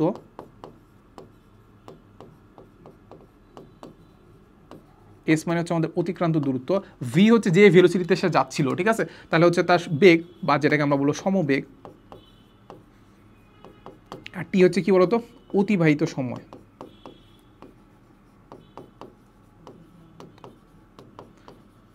অতিবাহিত সময়, ঠিক আছে। এরপরে আমরা চলে যাবো একদম অসমবেগ, যেখানে আসলে আমি ভেলোসিটি চেঞ্জ করতেছি। এই ভেলোসিটি চেঞ্জের ক্ষেত্রে আলটিমেটলি আমরা মাথায় রাখবো যে এটা আসলে সমানভাবে চেঞ্জ হবে, মানে এখানে আমাদের সমত্বরণ নিয়ে কাজ করবো, ত্বরণটা আমাদের চেঞ্জ করা যাবে না, ব্যাপারটা বুঝছো। মানে তো মানে বেগ তো চেঞ্জ করতেছে অসমবেগে, ঠিক আছে, বাট সমানভাবে চেঞ্জ করতে থাকবো, সময়ের সাথে সেম জায়গায় বা সেম উপায়ে আসলে আমরা কি করতে যাবো, কী করবো, বেগের চেঞ্জটা করবো, ওটাকে আমরা বলবো সমত্বরণ। ওই সমত্বরণের ক্ষেত্রে আমরা কিন্তু আসলে মোটামুটি হইলেও আলটিমেটলি আমরা কি জানি, আমাদের সমীকরণগুলো কিন্তু আমরা জানি, সমীকরণগুলো কি জানি। সো সমবেগের ক্ষেত্রে আলটিমেটলি আমরা আলাদা করে আলোচনা করলাম না, এই হচ্ছে আমাদের সেই সমীকরণগুলো। সেটা হচ্ছে আমরা এটাকে আমরা লিখি হচ্ছে এস ইউ বিটি ভিএটি সুবাত, এটাকে আমরা কি বলি, এস ইউ ভিএটি সুবাত, ঠিক আছে। সো এটা আমরা এইভাবে লিখি না, আমরা যেভাবে লিখি সেটা হচ্ছে আমাদের এস ইউ ভিএটি। এস দিয়ে কি বোঝায়, সরণ বা অতিক্রান্ত দূরত্ব। ইউ দ্বারা কি বোঝায়, আদি বেগ। ভি দ্বারা কি বোঝায়, শেষ বেগ। আর এ দ্বারা কি বোঝায়, ত্বরণ। এই ত্বরণের ক্ষেত্রে এটা মাথায় রাখবা, এই ত্বরণটা হচ্ছে আমাদের সমত্বরণ। এটা কি বলতো, আমাদের সমত্বরণ। তাহলে সমত্বরণ যদি না থাকে, তাহলে আমাদের এই সূত্রগুলো কিন্তু খাটবে না, ঠিক আছে। আর টি হচ্ছে কি, অতিবাহিত সময়। তাহলে আমরা একটু এগুলো মাথায় রাখবো, যে V is equal to U plus A T, S is equal to U plus V by T, V by 2 into T. তারপর হচ্ছে S is equal to UT plus half A T square, V square is equal to U square plus twice A S. আর এইটা হচ্ছে কি, এইটা হচ্ছে আমাদের suppose মাঝে মাঝে বলে যে আমাকে বলো যে পঞ্চম সেকেন্ডে অতিক্রান্ত দূরত্ব কত, দশম সেকেন্ডে অতিক্রান্ত দূরত্ব কত, 11তম সেকেন্ডে অতিক্রান্ত, এততম সেকেন্ডে যখন বলবে তখন আমরা এই সূত্রটা অ্যাপ্লাই করবো। সেটা হচ্ছে আমাদের এস টিথ মানে টি সেকেন্ড অতিক্রান্ত দূরত্ব, U plus half A two T minus one, U plus half A two T minus one, এটা একটু মুখস্থ করে নেবা, ঠিক আছে। সো পঞ্চম সেকেন্ড বললে টি এর জায়গায় 5 বসাই দিবা, ডান। এরপরে আমাদেরকে এখানে বলে দেওয়া আছে যে পরন্ত বস্তু সূত্রসমূহ। পরন্ত বস্তু যখন দূরত্ব অতিক্রম করে, বা যে সমীকরণগুলো আছে মানে বের তো করবো, ঠিক আছে। সো ওইগুলার আসলে সমীকরণটা কি হবে, তো এটা এখানে দেওয়া আছে, ঠিক আছে। দেখো এখানে জাস্ট খুব সিম্পল কথা, এখানে জাস্ট দুইটা জিনিসই কনভার্ট হবে। একটা হচ্ছে আগে আমরা অতিক্রান্ত দূরত্বকে এস বলতাম, এইখানে অতিক্রান্ত দূরত্বকে আমরা হাইট বলবো, এইচ। একটা বস্তু পড়তেছে, তো এটা যে দূরত্ব অতিক্রম করতেছে এটাকে আমি এইচ বলতে পারি না, হাইট বলতে পারি না, সে কতটুকু হাইট অতিক্রম করছে, এইচ বলবো। আর এর আগে আমরা এ বলতাম অ্যাক্সিলারেশন বা ত্বরণ, এখানে আমরা বলবো গ্র্যাভিটেশনাল অ্যাক্সিলারেশন, বা এটাকে আমরা কি বলি, অভিকর্ষজ ত্বরণ। এখানে যে অ্যাক্সিলারেশনটা হয় সেটা কার কারণে হয়, অভিকর্ষর কারণে হয়, আর অভিকর্ষণ কারণে যে ত্বরণটা হয় সেটাকে আমরা বলি অভিকর্ষজ ত্বরণ। তাহলে এখানে জাস্ট এস এর জায়গায় এইচ হয়ে যাবে, এর জায়গায় জি হয়ে যাবে, সিম্পল কথা। তাহলে এই যে দেখো V is equal to U plus G T, তারপর এইচ ইজ ইকুয়াল টু, এখানে এস ছিল, এইচ ইজ ইকুয়াল টু হবে U plus V by 2 into T, তারপর কি আছে H is equal to UT plus half G T square, V square is equal to U square plus twice G H, ঠিক আছে, ডান। এরপরে আমাদেরকে দেওয়া আছে যে নিক্ষিপ্ত বস্তু সূত্রসমূহ। নিক্ষিপ্ত মানে কি, এই যে বস্তু এটাকে নিক্ষেপ করলাম, উপরের দিকে নিক্ষেপ করলাম, ঠিক আছে। দেখো এখানে আমি আসলে 3টা জিনিস আলোচনা করতেছি, নর্মালি আসলে একটা গতির সমীকরণ আলোচনা করলাম, এরপরে কোনো একটা বস্তু পড়তেছে ওইটা সূত্র আলোচনা করলাম, এরপরে এখানে আমার আসছে নিক্ষিপ্ত বস্তু সূত্র। নিক্ষিপ্ত সূত্রের ক্ষেত্রে দেখতে পাচ্ছ কিছু জিনিসে একটা মাইনাস আছে, আবার ওইটা তো মাইনাস আছে, মানে চেঞ্জ হয়ে গেছে। এইগুলাকে কি তুমি মুখস্থ করবা যে ভাই পরন্ত বস্তুর ক্ষেত্রে মাইনাস হবে, পরন্ত বস্তুর ক্ষেত্রে মাইনাস হবে না, নিক্ষেপিত বস্তুর ক্ষেত্রে মাইনাস হবে কিছু কিছু জায়গায়। এগুলো কি এমনি মুখস্থ করবা? না, এগুলো এমনি মুখস্থ করার দরকার নেই, কোনো কিছুই মুখস্থ করার দরকার নেই। প্রথম যে সূত্র যেগুলো আছে পাঁচটা ওইগুলো মুখস্থ করবা, সিম্পল কথা। এর বাইরে কিছু মুখস্থ করবা না, এর বাইরে কিচ্ছু মুখস্থ করবা না। তোমাকে মুখস্থ না করা ওইটা আমি বলে দিই, ঠিক আছে? জাস্ট সিম্পলি কোনো একটা বস্তু যে পড়তেছে বা যে গতির যে ব্যাপারগুলো আছে এগুলো যা চিন্তা করবা, এটাকে আমরা বলি চিহ্ন, মানে এটাকে চিহ্ন না, এটাকে আমরা বলি হচ্ছে আমাদের যে বস্তুর যে গতির যে চিহ্ন প্রথা, এটা আমরা এটা আলোচনা করি, ঠিক আছে? জাস্ট সিম্পলি বস্তুটা তো উপরের দিকেই আছে, নিচের দিকে নামতেছে, উপরের দিকে নিক্ষেপ করছে, নিচের দিকে নামতেছে, উপর নিচ পর্যন্তই তো আছে, তাই তো? মানে কাইন্ড অফ এটা ওয়াই এক্সিস বরাবর তার গতি, ওয়াই এক্সিস বরাবর তার যে গতি আছে, ওই গতির ক্ষেত্রে আমরা যেটা করবো সেটা হচ্ছে আমাদের একদিকে পজিটিভ ধরে নিব, একদিকে নেগেটিভ ধরে নিব। হয় উপরের দিকে পজিটিভ, না হয় নিচের দিকে পজিটিভ। তাহলে আমি যেটা করি পার্সোনালি, উপরের দিকে পজিটিভ ধরে নিই, নিচের দিকে নেগেটিভ ধরে নিই। এবার দেখো আমি কোনো একটা বস্তুকে নিক্ষেপ করতেছি, সাপোজ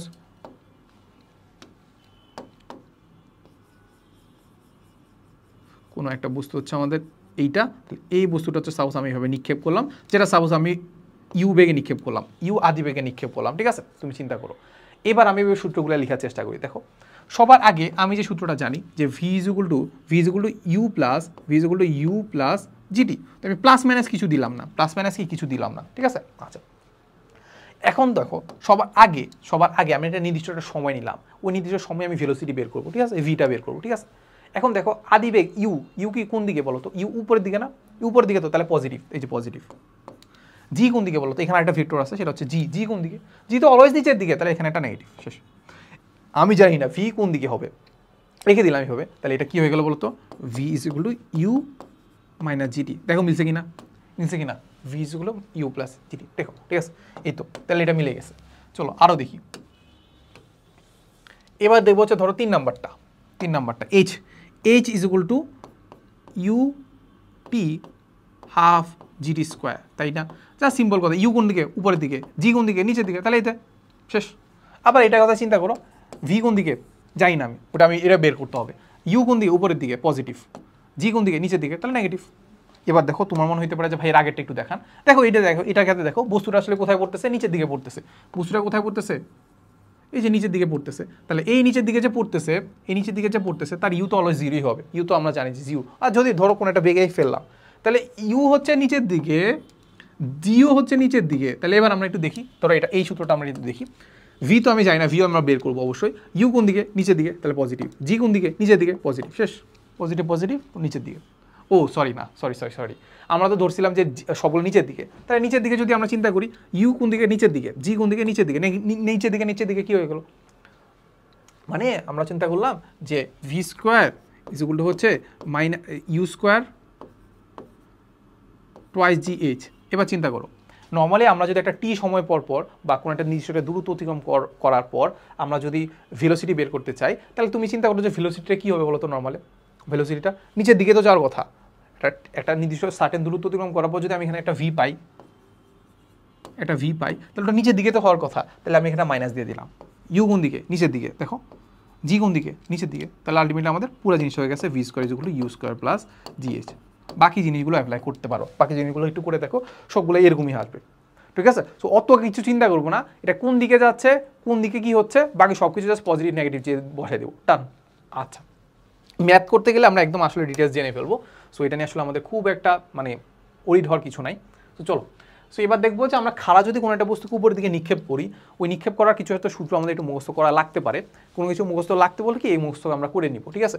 তো দেখো আমরা যে সূত্রগুলো একটু দেখি, সেটা হচ্ছে আমাদের বলে দেওয়া আছে যে সর্বোচ্চ উচ্চতায় যেতে যে দূরত্ব অতিক্রম করে সেটা হচ্ছে আমাদের এইচ, এটাকে আমরা বলি H max is equal to আমাদের হাফ জিডি স্কোয়ার। খুব ইজিলি আমরা বুঝতে পারি যে আমাদের এইচ ইজ ইকুয়াল টু আমরা জানি, ধরো ওই যে হাইস্ট দূরত্ব অতিক্রম করছে সেক্ষেত্রে আমাদের h is equal to UT plus half g t square. তাহলে u t plus half g t square, h is equal to কত হবে? ইউটি প্লাস কি? Half g t square. তো দেখো এই ব্যাপারটা এখান থেকে আমরা দেখতে পাচ্ছি যে আমাদের ইউ কত? ইউ হচ্ছে 0। আচ্ছা না, খাড়া উপরের দিকে নিক্ষেপ করতেছে না, তাহলে H is equal to half g t square কেমনে? না, এটা আসলে কাইন্ড অফ হচ্ছে এমনি বোঝা যায় যে এটা কাইন্ড অফ হচ্ছে এটা আমাদের পরন্ত বস্তু থেকে পাইছি। সো পরন্ত বস্তু হচ্ছে বস্তুটা হচ্ছে সাপোজ আমি এই যে এইখান থেকে আমি বস্তু একটাকে নিক্ষেপ করছি, সেটা হচ্ছে আমাদের ইউ বেগে, আদি বেগে ভি বেগে নিক্ষেপ করছি, ঠিক আছে। বেগে নিক্ষেপ করার পরে সে এইখানে পৌঁছাইছে, সেই হাইটটা কত হচ্ছে, এই হাইটটা হচ্ছে আমাদের সাপোজ এইচ, ঠিক আছে, এই হাইটটা সাপোজ হচ্ছে এইচ। ওইখান থেকে নিক্ষেপ করার পরে সে এই এতটুকু দূরত্ব অতিক্রম করছে, আবার এখান থেকে তো এখানেও নামবে, এখান থেকে ওঠার পর আবার সেই এতটুকু দূরত্ব অতিক্রম করবে না। তাহলে এবার আমরা পরন্ত বস্তুর কথা চিন্তা করি, সে যখন এইখানে উঠছে তার ভেলোসিটি কত, এখানে ওঠার পর সে ভেলোসিটি 0 না, এরপর সে নিচে নামতে থাকবে, তাহলে ইউ কত, 0। ইউ যদি 0 হয় তাহলে আমাদের এইচ কত হবে, সে এই দূরত্বটা কতটুকু অতিক্রম করবে, H is equal to UT, U হচ্ছে 0, তাহলে হাফ জি টি স্কোয়ার। কারণ আমি তো টি তো জানি না, এই জন্য আমরা এই সূত্রটা অ্যাপ্লাই করবো না, কারণ আমি টি তো জানি না। আমি যেটা নর্মালি জানি যে আমি এত বেগে নিক্ষেপ করছি, ওইটা আমি নর্মালি জানি। সো ওইটার জন্য আমাদের ইউ স্কোয়ার বাই টোয়াইস জি আমরা এইটা অ্যাপ্লাই করবো। সো এইটাও আমরা খুব ইজিলি বুঝতে পারি যে আমি যদি উপরের দিকে যদি চলে যাই তাহলে আলটিমেটলি আমাদের এই হাইস্ট উচ্চতায় গেলে তার ভেলোসিটি কত, 0, ভেলোসিটি 0। তাহলে এবার আমরা যে সূত্রটা অ্যাপ্লাই করবো সেটা হচ্ছে দেখো V square is equal to U square G twice G H, ঠিক আছে। দেখো এবার পজিটিভ নেগেটিভ বসায় দিই, ভি শেষ বেগ তো আমি জানি সেটা কি হবে 0, তাহলে এটা আমি প্লাস মাইনাস চিন্তা করলো না। ইউ কোন দিকে, উপরের দিকে, তাহলে এটা আমরা বসাই দেবো পজিটিভ। জি কোন দিকে, নিচের দিকে, তাহলে এখানে নেগেটিভ। তাহলে এবার দেখো আমরা দেখতে পাবো টোয়াইস জি এইচ, এটাকে যদি এ পাশে আসেনি পজিটিভ হয়ে গেল, is equal to U square plus এখান থেকে এইচ ইজ ইকুয়াল টু কত হবে, U square by twice G. তাহলে তোমাকে আমি একটা প্রমাণ করে দিলাম, বাট এই প্রমাণগুলো কিন্তু তোমার একটা লাগবে না, বাট কনসেপ্ট বিল্ডাকে লাগবে, বাট রিভিশন এখন লাগবে না। তো যেটা করবা এটা মুখস্থ করে নেবা, ঠিক আছে। তারপর আমাদের সর্বোচ্চ উচ্চতায় উঠতে কতটুকু সময় লাগে সেটাকে আমরা বলি হচ্ছে এইটা দ্বারা প্রকাশ করতে পারো, বাট আমাদের এখানে আলটিমেটলি আমাদের হাইটটা তো আমি জানি না, ওটার জন্য আমার ওই সূত্র অ্যাপ্লাই করা লাগবে। সো এটা আমাদের খুব একটা লাগবে না, লাগবে হচ্ছে আমাদের এইটা, সেটা হচ্ছে আমাদের t is equal to u by g. T is equal to কত, ইউ বাই জি। এটাও তুমি চাইলে প্রুফ করতে পারো, টি ইজ ইকুয়াল টু কি, ইউ বাই জি। আমি ইউ আদি বেগে যদি নিক্ষেপ করি আমার কতটুকু সময় লাগবে হাইস্ট উচ্চতা উঠতে, সেটা হচ্ছে আমাদের ইউ বাই জি। এবার ওইখান থেকে নামতেও তো সেম সময় লাগবে, তাহলে আলটিমেটলি আমাদের মোট সময় কতটুকু লাগতেছে সেটাকে আমরা বলি হচ্ছে টোয়াইস টি মানে হচ্ছে twice u by g. Twice t মানে কি, টোয়াইস ইউ বাই জি, ঠিক আছে। আচ্ছা, এই তো এবার একদম আমরা লাস্ট টপিকের দিকে চলে গেছি। এটাকে আমরা বলি হচ্ছে পরন্ত বস্তুর ধারণা। খুব সিম্পল কথা, পরন্ত বস্তু বলতে আসলে আমরা কি বুঝাই। পরন্ত বস্তুর ক্ষেত্রে আমাদের একটা জিনিস মাথায় রাখবো, এটা অবশ্যই এটার আদিবেগ হবে 0, মানে স্থির অবস্থান থেকে পড়বে। এটা আদিবেগ কত হবে, স্থির অবস্থান থেকে পড়বে, মানে আদিবেগ কত হবে 0 মিটার পার সেকেন্ড। সেটাকে আমি কোনোভাবে নিক্ষেপ করতেছি না, ওটা তাহলে নিক্ষিপ্ত বস্তু হয়ে গেল। তাহলে পরন্ত বস্তুর ক্ষেত্রে খুব ইজিলি পড়বে, স্থির অবস্থায় পড়বে। এরপরে এইটার মধ্যে জাস্ট একটা ফোর্সই কাজ করবে, সেটা ডাব্লিউ। এই ফোর্সটা কত হবে, শুধুমাত্র ডাব্লিউ, সেটা হচ্ছে আমাদের এমজি, মানে এটা অভিকর্ষ বলের কারণেই পড়বে, এর উপর আর কোনো ধরনের বল কাজ করবে না, এটা অভিকর্ষ বলের মাধ্যমেই পড়বে, এটা ধর আর কোনো ধরনের বল প্রয়োগ করা হবে না, ঠিক আছে। সো এই হচ্ছে একটা হাতি যখন পড়তেছে কোনো একটা বিল্ডিং থেকে পড়তেছে, তখন এটা একটা ফোর্স কাজ করতেছে অভিকর্ষ বল, বাতাসের বাধা এখানে আমি কনসিডার করবো না। যদি বাতাসের বাধা কনসিডার না করি তাহলে যে এটা হচ্ছে সেটা হচ্ছে আমাদের পরন্ত বস্তু, বিনা বাধায় পড়বে, কি করবে, বিনা বাধায় পড়বে, ঠিক আছে। এই পরন্ত বস্তুর ক্ষেত্রে আমাদের বিজ্ঞানী গ্যালিলিও 3টে সূত্র দিয়ে গেছে। এই সূত্রগুলো আমাদের খ নাম্বারের জন্য খুবই ইম্পর্টেন্ট, খুবই ইম্পর্টেন্ট খ নাম্বারের জন্য, ঠিক আছে। তাহলে এই সূত্রগুলো আমরা একটু দেখে ফেলি। আমাদেরকে যেটা বলছে যে স্থির অবস্থান এবং একই উচ্চতা থেকে বিনা বাধায় পরন্ত বস্তু সমান সময়ে সকল বস্তু সমান সময়ে সমান দূরত্ব অতিক্রম করবে। ব্যাপারটা বুঝো, একটা নির্দিষ্ট সময় কি করবে, সাপোজ আমি কোনো একটা বস্তুকে উপরে রাখছি, আমি যদি এটা ছেড়ে দিই তাহলে এটা বিনা বাধায় পড়তেছে অবশ্যই, এবং স্থির অবস্থান থেকে পড়তেছে একদম। আমি সাপোজ এটাকে এমনভাবে লক করলাম যে এখানে কোনো বাতাস নাই, বাতাস না থাকলে বাতাসের বাধা নেই, বাতাসের বাধা যদি না থাকে তাহলে আমি দুইটা বস্তু, একটা হালকা বস্তু একটা ভারী বস্তু, দুটাকে যদি ফেলে দিই তাহলে ওরা সমান সময় সমান পথে অতিক্রম করবে। এই যে এখান থেকে পড়ার সময় যে ফ্লোরে পড়ার সময় যে দূরত্বটা আছে এটা সমান সময়ে অতিক্রম করবে। তাহলে আলটিমেটলি আমরা বলতে পারি ভারী বস্তু হালকা বস্তু যাই নেই না কেন ওটা সেম সময়ে পড়বে, ঠিক আছে। সো এটা আমাদেরকে বিজ্ঞানীকে বলে গেছে, বিজ্ঞানী গ্যালিলিও বলে গেছে, ঠিক আছে। সো এটাও আমরা চাইলে প্রুফ করতে পারি, বাট আমাদের অত কিছু দরকার নেই, তাও আমরা করবো, ঠিক আছে। সো একটু দেখি আমরা, সাপোজ আমাদের যে দূরত্ব অতিক্রম করতেছে সেটা হচ্ছে আমাদের এইচ, আর আদিবেগ কত হবে 0, তাহলে ইউটি আর কত হবে হাফ জি টি স্কোয়ার, তাই তো। এখন আমরা টিটা যদি বের করতে যাই তাহলে আমাদের টি স্কোয়ার ইজ ইকুয়াল টু হবে কত, টোয়াইস এইচ ভাগ হচ্ছে জি, তাহলে আমাদের কত হবে, টি ইজ ইকুয়াল টু কত হবে, root over twice h by জি।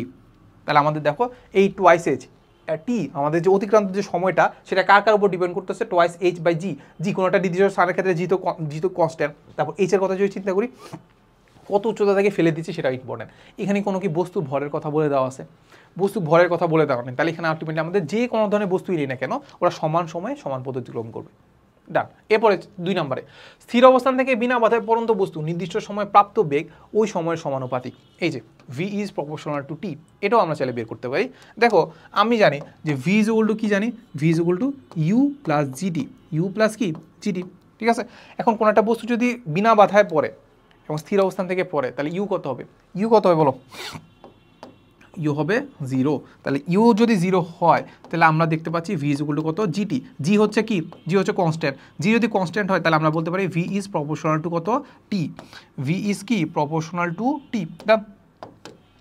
এটা কোনটার, এটা হচ্ছে আমাদের ভাই এই 2 নাম্বারটা, ঠিক আছে। এরপর 3 নাম্বারটা চলো, সেটা হচ্ছে আমাদের এই 3 নাম্বারটা আমরা এখানে লিখি, ঠিক আছে। বলে দেওয়া আছে স্থির অবস্থান থেকে বিনা বাধায় পড়ন্ত নির্দিষ্ট সময়ে প্রাপ্ত, নির্দিষ্ট সময় যে দূরত্ব অতিক্রম করে, নির্দিষ্ট সময় যে দূরত্ব অতিক্রম করে তা ওই সময়ের বর্গের সমানুপাতিক। তা কি ওই সময়ের বর্গের সমানুপাতিক। তাহলে তুমি চিন্তা করো, এটা আমরা কি জানি, এই চিজগুলো তো জানি ইউটি প্লাস হাফ জি টি স্কোয়ার। তাহলে দেখো আমাদের আদিবেগ কত হবে, 0। তাহলে ইউ কত হয়ে গেল 0। তাহলে আমাদের এই চিজগুলো কত হচ্ছে, এই চিজগুলো হচ্ছে আমাদের হাফ জি টি স্কোয়ার।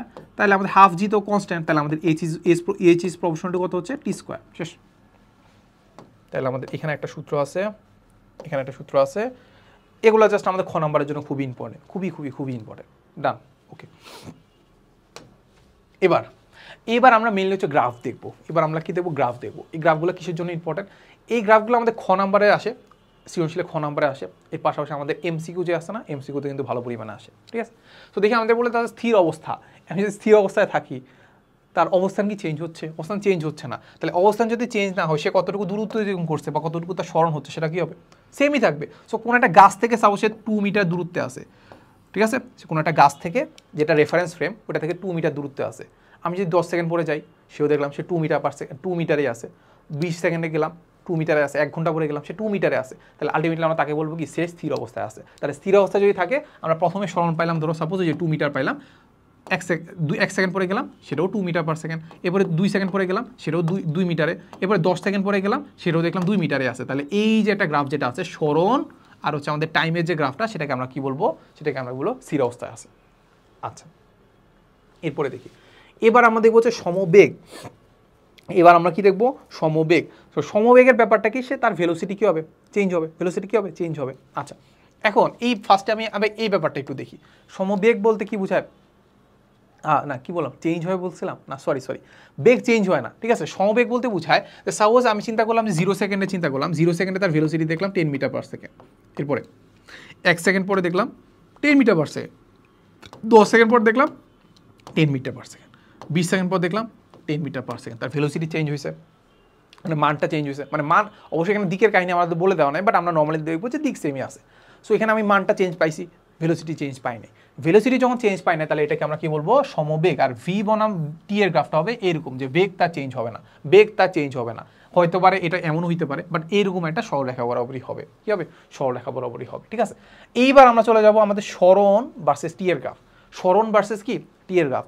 এখন এইখানে একটু ইম্পর্টেন্স দিব আমরা, যে সরণ ভার্সেস টি এর গ্রাফে এখানে আমাদের একটা জিনিস, নতুন একটা টার্ম আমরা হয়তো বা পড়ে আসছো, সেটাকে আমরা বলি ঢাল। সেটাকে আমরা কি বলি, ঢাল। ঢাল জিনিসটা কি, ঢাল জিনিসটা হচ্ছে কোনো একটা রেখার ঢাল বের করা, মানে কি, কোনো একটা রেখার কোনো একটা পয়েন্টে আমি কি করব, ওইখানে আমি ট্যান থিটা অ্যাপ্লাই করবো। একটা ত্রিভুজ চিন্তা করি, এখানে একটা ট্যান থিটা অ্যাপ্লাই করবো, ট্যান থিটাটাই আলটিমেটলি আমরা ঢাল বলি। এখন এস ভার্সেস টি এর গ্রাফে সাপোজ আমি চিন্তা করলাম যে এটা তো মোটামুটি একটা ত্রিভুজ হয়ে গেছে না, হ্যাঁ এর একটা ত্রিভুজ হয়ে গেছে। তাহলে ত্রিভুজ যদি হয়ে যায়, তাহলে সাপোজ আমি চিন্তা করলাম এই একটা পয়েন্ট আছে, এই একটা পয়েন্টটাকে আমি বললাম, ধরো সাপোজ, না এটাকে আমি, হ্যাঁ সাপোজ আমি একটা সময় নিলাম, যে এই হচ্ছে আমাদের টি সেকেন্ড পরে তার স্মরণ কত পাইছি জানো, স্মরণ পাইছি সাপোজ হচ্ছে এইরকম, স্মরণ পাইছি কত, এরকম। তাহলে এইটা হয়ে গেছে আমাদের স্মরণ, এটা হয়ে গেছে আমাদের টাইম। এবার আমরা যদি একটা থিটা চিন্তা করি, থিটা চিন্তা করলাম, এটা তো সব জায়গায় থিটা তো সেমই হবে, অনুরূপ কোণ, এটা তো আমরা জানি। Tan theta is equal to কি হয় বলতো, tan theta is equal two টেরা লম্বা ভূত, নাকি টেরা লম্ব মানে কোনটা, এইটা, এটাকে আমরা বলবো স্মরণ। আর টাইম কোনটা, টাইম হচ্ছে আমাদের এইটা, সেটা হচ্ছে আমাদের কি, টি। আবার মনে করেন না যে ভাই এখানে আপনার ডেল এস বসালেন না কেন, ডেল টি বসালেন না কেন, আরে একই তো কথা। এখানে টাইম মানে কি এটি, আর এখানে কত 0, তাহলে টি মাইনাস 0, আর এখানে এস এইটা, আর এখানে কত 0, তাহলে এস মাইনাস 0, একই না, একই না। তাহলে এস বাই টি, তাহলে এখানে আমরা বসাইতে পারি del s by del t. তাহলে del s by del t মানে কি, ভেলোসিটি। তাহলে আমরা বুঝতে পারি যে এই গ্রাফ এস বনাম টি এর গ্রাফ থেকে যদি আমি তার ঢাল বের করি, যে রেখাটাই পাই না কেন, এইরকম সমান হইতে পারে এমন না, যে কোনো একটা রেখার যে কোনো একটা কী বললাম, যে কোনো একটা এরকম লেখচিত্র পাইলাম, ওই লেখচিত্রে যদি ঢাল বের করি সেটা হয়ে যাবে আমাদের ভেলোসিটি, ওইটা হয়ে যাবে আমাদের কি বলতো ভেলোসিটি। তাহলে আমাদেরকে যেহেতু বলছে সমবেগ, তার মানে সমবেগ যদি হয় ভেলোসিটি সেম থাকবে। ভেলোসিটি সেম থাকলে আমরা বলতে পারি কি তার ট্যান থিটা সেম থাকবে। ট্যান থিটা সেম থাকে মানে কি বলতো তার ঢাল অলওয়েজ সেম থাকবে। তুমি এটাই চিন্তা করতে পারো যে এইখানে আমি এটা মুছে দিই এবার, আমি প্রতিটা ক্ষেত্রে তার ঢাল সেম পাবো। এই যে দেখো এটা যদি থেটা হয় তাহলে আমরা যদি এখান থেকে ঢাল বের করি এটাও থেটা হবে, এই কাজ যদি বের করি এটাও থেটা হবে। তাহলে এই যে একটা সরল রেখা বরাবর যাচ্ছে, এই সরল রেখাটার কিন্তু আসলে কি প্রতিটা ক্ষেত্রে ঢাল সেম। প্রতিটা ক্ষেত্রে যদি ঢাল সেম হয় তাহলে আলটিমেটলি আমরা বলতে পারি তার ভেলোসিটি সেম। তাহলে আমাদের এটা হচ্ছে আমাদের সমবেগের গ্রাফ। আচ্ছা, এরপরে যাবো আমাদের অসমবেগ। তাহলে এখানে আমাদের কি করতে পারছি, এখানে আমাদের বেগ চেঞ্জ হচ্ছে, এখানে কি হচ্ছে বেগ চেঞ্জ হচ্ছে। তাহলে বেগ চেঞ্জের যে গ্রাফগুলো আসলে আমাদের এইখানে দেওয়া আছে, বেগ চেঞ্জের কি গ্রাফগুলো আমাদের এইখানে দেওয়া আছে। বাট বেগ চেঞ্জ যে হচ্ছে, বাট আমি আলটিমেটলি বলছিলাম যে বেগ যত চেঞ্জ হোক না কেন এখানে আমরা বেগের চেঞ্জটাকে সেম রাখবো। প্রতি সেকেন্ডে নির্দিষ্ট পরিমাণ তার বেগ বাড়বে, প্রতি সেকেন্ডে নির্দিষ্ট পরিমাণ বেগ বাড়া মানে কি সেটাকে আমরা বলি সমত্বরণ। ত্বরণটা সেম থাকবে, ত্বরণটা কি থাকবে সেম থাকবে। তাহলে এবার আমরা যদি চিন্তা করি এটা আমাদের ভি হবে না, এটা আমাদের এ হবে। ত্বরণ যদি সেম হয়, সাপোজ আমি চিন্তা করলাম যে 0 সেকেন্ডে তার ত্বরণ বেগ বাড়াচ্ছে হচ্ছে 20 মিটার পার সেকেন্ড বাড়াচ্ছি প্রতি সেকেন্ডে, তাহলে এটা হয়ে যাবে 20 মিটার পার সেকেন্ড স্কোয়ার। এরপরে 1 সেকেন্ড পরে গেলাম তার বেগ ওইরকমভাবে বাড়াচ্ছি, সেটা কত 20 মিটার পার সেকেন্ড স্কোয়ার। তাহলে এই ব্যাপারটাকে আমরা কী বলবো সমত্বরণ, ত্বরণটা চেঞ্জ হচ্ছে না। এইবার আমরা যাবো এটাতে আমরা কি যাবো এইটাতে, সেটা ভি ভার্সেস টি এর গ্রাফে। কোথায় চলে গেলাম, ভি ভার্সেস টি এর গ্রাফে। ভি ভার্সেস টি এর গ্রাফে এবার আমরা যদি দেখি যে আমাদের ত্বরণটা কি করতেছি না, চেঞ্জ করতেছি না, যেটাকে আমরা বলি সমত্বরণ। এটাকে আমরা কি বলি সমত্বরণ। এর আগে আমরা একটু দেখছিলাম যে এস ভার্সেস টি এর গ্রাফ থেকে, এস ভার্সেস টি এর গ্রাফ থেকে আমরা যেটা পাচ্ছি সেটা হচ্ছে ভেলোসিটি। আবার সেম কেস এটাও তুমি অ্যাপ্লাই করতে পারো যে ভি ভার্সেস টি এর যে গ্রাফটা আছে এইটা থেকে আমি পাবো অ্যাক্সিলারেশন। ভি ভার্সেস টি এর যে গ্রাফটা আছে সেটা থেকে আমি কি পাচ্ছি অ্যাক্সিলারেশন। তাহলে আলটিমেটলি আমাদের এইটার ঢালটা যদি আমরা বের করি কি পাবো অ্যাক্সিলারেশন পাবো। অ্যাক্সিলারেশন বা ত্বরণ যেটা আছে সেটা কি থাকবে সমান থাকবে। তাহলে এইটাও কি হবে একটা সরল রেখাই হবে। এই কারণে যে কোনো পয়েন্টে আমি যদি ঢাল বের করি থেটা মানে কি ট্যান থেটা সেম থাকবে। যে কোনো পয়েন্টে বের করো, কোনো একটা সরলরেখার ঢাল সেমই থাকে। একটা সরলরেখা যদি থাকে একটা সরলরেখা বরাবর ঢাল সব জায়গায় সেমই থাকে। তাহলে এই যে ঢাল যে সেম আছে তাহলে এখানে আমরা কি বলতে পারি tan theta same. Tan theta same মানে কি ভি ভার্সেস টি এর ঢাল সেম, ভি ভার্সেস টি এর গ্রাফ মানে কি অ্যাক্সিলারেশন সেম। এই জন্য বলছে সমত্বরণ। সবচেয়ে ইম্পর্টেন্ট কথা হচ্ছে আমাদের এইবার আমরা লাস্ট এটা দেখবো এস ভার্সেস টি এর গ্রাফ। এস ভার্সেস টি এর গ্রাফ থেকে আমরা কি পাচ্ছি ভেলোসিটি পাচ্ছি। এখন বলো এখন এইটার আমরা ঢাল বের করি। সো সাপোজ আমি কোনো একটা পয়েন্টে আমি এই একটা পয়েন্টে আমি ঢাল বের করবো। এই একটা পয়েন্টে ঢাল বের করার জন্য কি করা লাগবে জানো, এই একটা পয়েন্টে ঢাল বের করার জন্য কিছুই করা লাগবে না, জাস্ট এই বরাবর একটা কি করবে এরকম একটা স্পর্শক আঁকবা, এরকম একটা লাইন টেনে দিবা যেটা কাইন্ড অফ হচ্ছে একটা পয়েন্টেই আঘাত করছে বা স্পর্শ করছে। তাই এটাকে কি বললাম, এইটা হচ্ছে আমাদের কি বলতো এইটা এই পয়েন্টের স্পর্শক। তাহলে এই পয়েন্টের স্পর্শক যে আছে মানে এই পয়েন্টে যদি আমি ভেলোসিটি বের করতে চাই, ভেলোসিটি তো তাই তো এস ভার্সেস টি থেকে আমি ঢাল বের করি, ওই ঢালটা মানে কি ভেলোসিটি। তাহলে আলটিমেটলি আমাদের এখানে কি করতে হবে এই যে একটা থেটা ট্যান থেটা, এটাকে আমরা বললাম থেটা 1। এরপরে আমি সাপোজ এই একটা পয়েন্টে আমি ঢাল বের করবো। এই একটা পয়েন্টে ঢাল বের করতে গেলে আমি কি করবো এখানে একটা স্পর্শক এঁকে দিব এই যেভাবে, এটাকে বললাম আমি কি বলো তো থেটা 2। ঠিক আছে, এখন তুমি আমাকে বলো থেটা 1 বড় না থেটা 2 বড়। দেখো থেটা 1 বড় না থেটা 2 বড়, অবশ্যই থেটা 2 বড়। থেটা 2 যদি বড় হয় ক্যালকুলেটর অ্যাপ্লাই করো, ট্যান থেটার মান যদি বাড়ে ট্যান থেটার মান কি বাড়ে না কমে বাড়ে। ঠিক আছে, তাহলে আলটিমেটলি আমরা যেটা দেখতে পাচ্ছি যে থেটার মান কিন্তু এখানে একরকম আবার এখানে দেখা যাবে বাড়তেছে, থেটার মান বাড়তেছে। থেটার মান বাড়লে ট্যান থেটার মান বাড়বে, ট্যান থেটার মান বাড়া মানে কি এই এস ভার্সেস টি এর ঢাল বাড়া, ঢাল বাড়া মানে কি ভিও বাড়া, ভি মানে কি বেগ বাড়া মানে কি ত্বরণ হওয়া। ব্যাপারটা বুঝছো?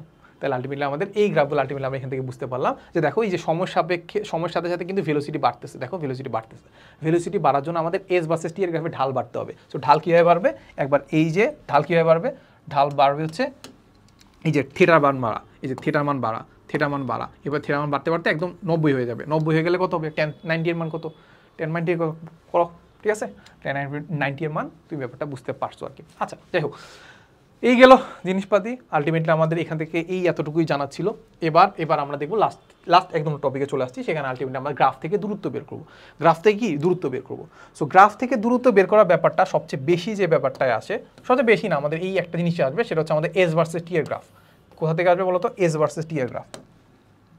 এইটা হচ্ছে সময় সাপেক্ষে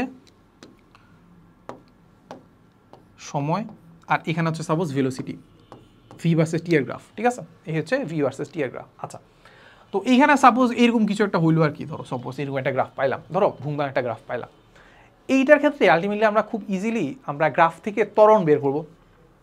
কি বের করবো? গ্রাফ থেকে সাপোজ কোনো একটা জিনিসের ত্বরণ বের করলাম, ত্বরণ বের করে এরপর আদিবেগ দেওয়া থাকবে। এই যে ভি, তো এই যে এখানে টি যেগুলো 0 হলে আদিবেগ না এটা, হ্যাঁ এটাই তো আদিবেগ, তাই তো? এই যে এই পয়েন্টে তো আদিবেগ পাবো ইউ, ওইখান থেকে আলটিমেটলি এসি যেগুলো UT plus half A T square, এভাবে করে আমরা কি বের করে ফেলতে পারি জানো?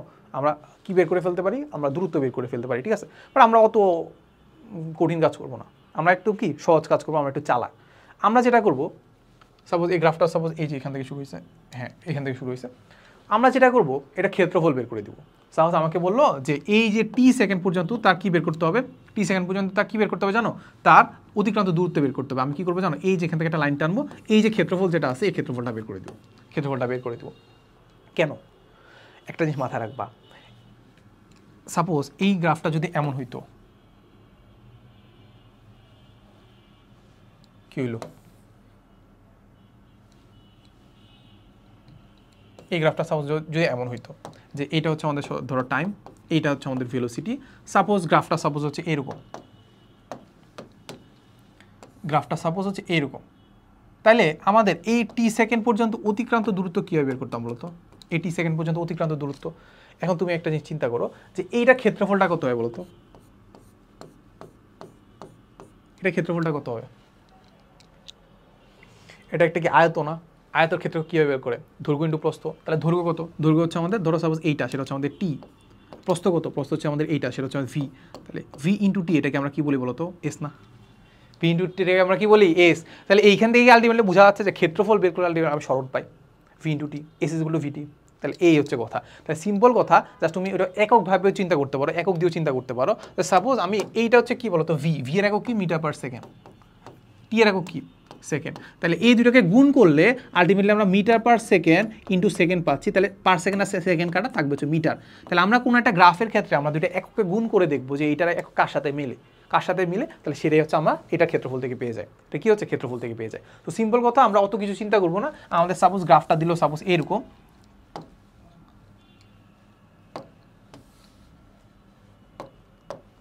আমাদের গ্রাফটা সাপোজ আমরা আরেকটু কঠিন করে দেই। সাপোজ গ্রাফটা দিল এরকম,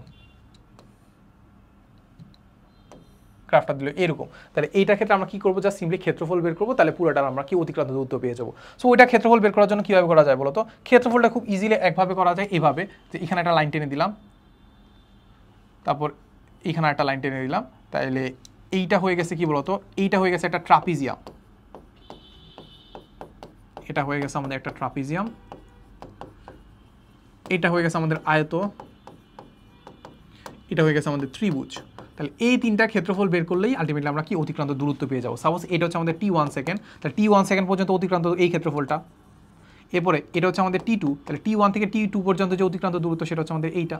এরপরে এটা সাপোজ আমাদের টি3, তাহলে টি3 আর টি2 এর মাঝখানে যে অতিক্রান্ত দূরত্ব সেটা হচ্ছে এটা। তাহলে পুরো অতিক্রান্ত দূরত্বটা আলটিমেটলি আমরা বের করে ফেলতে পারবো। সো এটা সবচেয়ে ভালো হয় যদি আমি আসলে তোমাকে ম্যাথ দিয়ে বুঝাইতে পারি, বাট আলটিমেটলি আমাদের টাইপ ওয়াইজ থিওরিতে মোটামুটি আলটিমেটলি আমাদের এতটুকুই ছিল। নেক্সট ক্লাসে আমরা টাইপ ওয়াইজ থিওরি আর টাইপ ওয়াইজ এমসিকিউ আর সিকিউ আলোচনা করবো, তখন আলটিমেটলি আমাদের এই ব্যাপারগুলো একদম ডিটেলসে আলোচনা করে ফেলবো, ঠিক আছে? এই তো। সো আজকের ক্লাস আমি তোমাদের জন্য আমার প্রথম ক্লাসই ছিল। সো আশা করি তোমাদের কাছে ব্যাপারটা ভালোই লাগছে, মানে আই গেস আমি যতটুকু চেষ্টা করছি নিজের মতো করে বোঝানোর। সো এতটুকুই ছিল আজকের ক্লাসে, দেখা হবে নেক্সট কোনো ক্লাসে। এই তো। আর কারো কোনো যদি সমস্যা থাকে আমাকে চাইলে পার্সোনালি নক দিতে পারো, বা যে কোনো উপায় যদি, বা যে কোনো জায়গায় আমাদের হাল্ক ফ্যামিলিতে যদি পোস্ট করো তাহলে আমি দেখতে পাবো। যদি আমি দেখি, যদি আমি সাধ্যমতো চেষ্টা করবো জিনিসটা রিপ্লাই দেওয়া, ঠিক আছে? এই তো। সো সবাইকে ধন্যবাদ এতক্ষণ ধরে ক্লাসটা করার জন্য। আর তোমাদের সামনে যেহেতু এসএসসি, সবাইকে বেস্ট অফ লাক।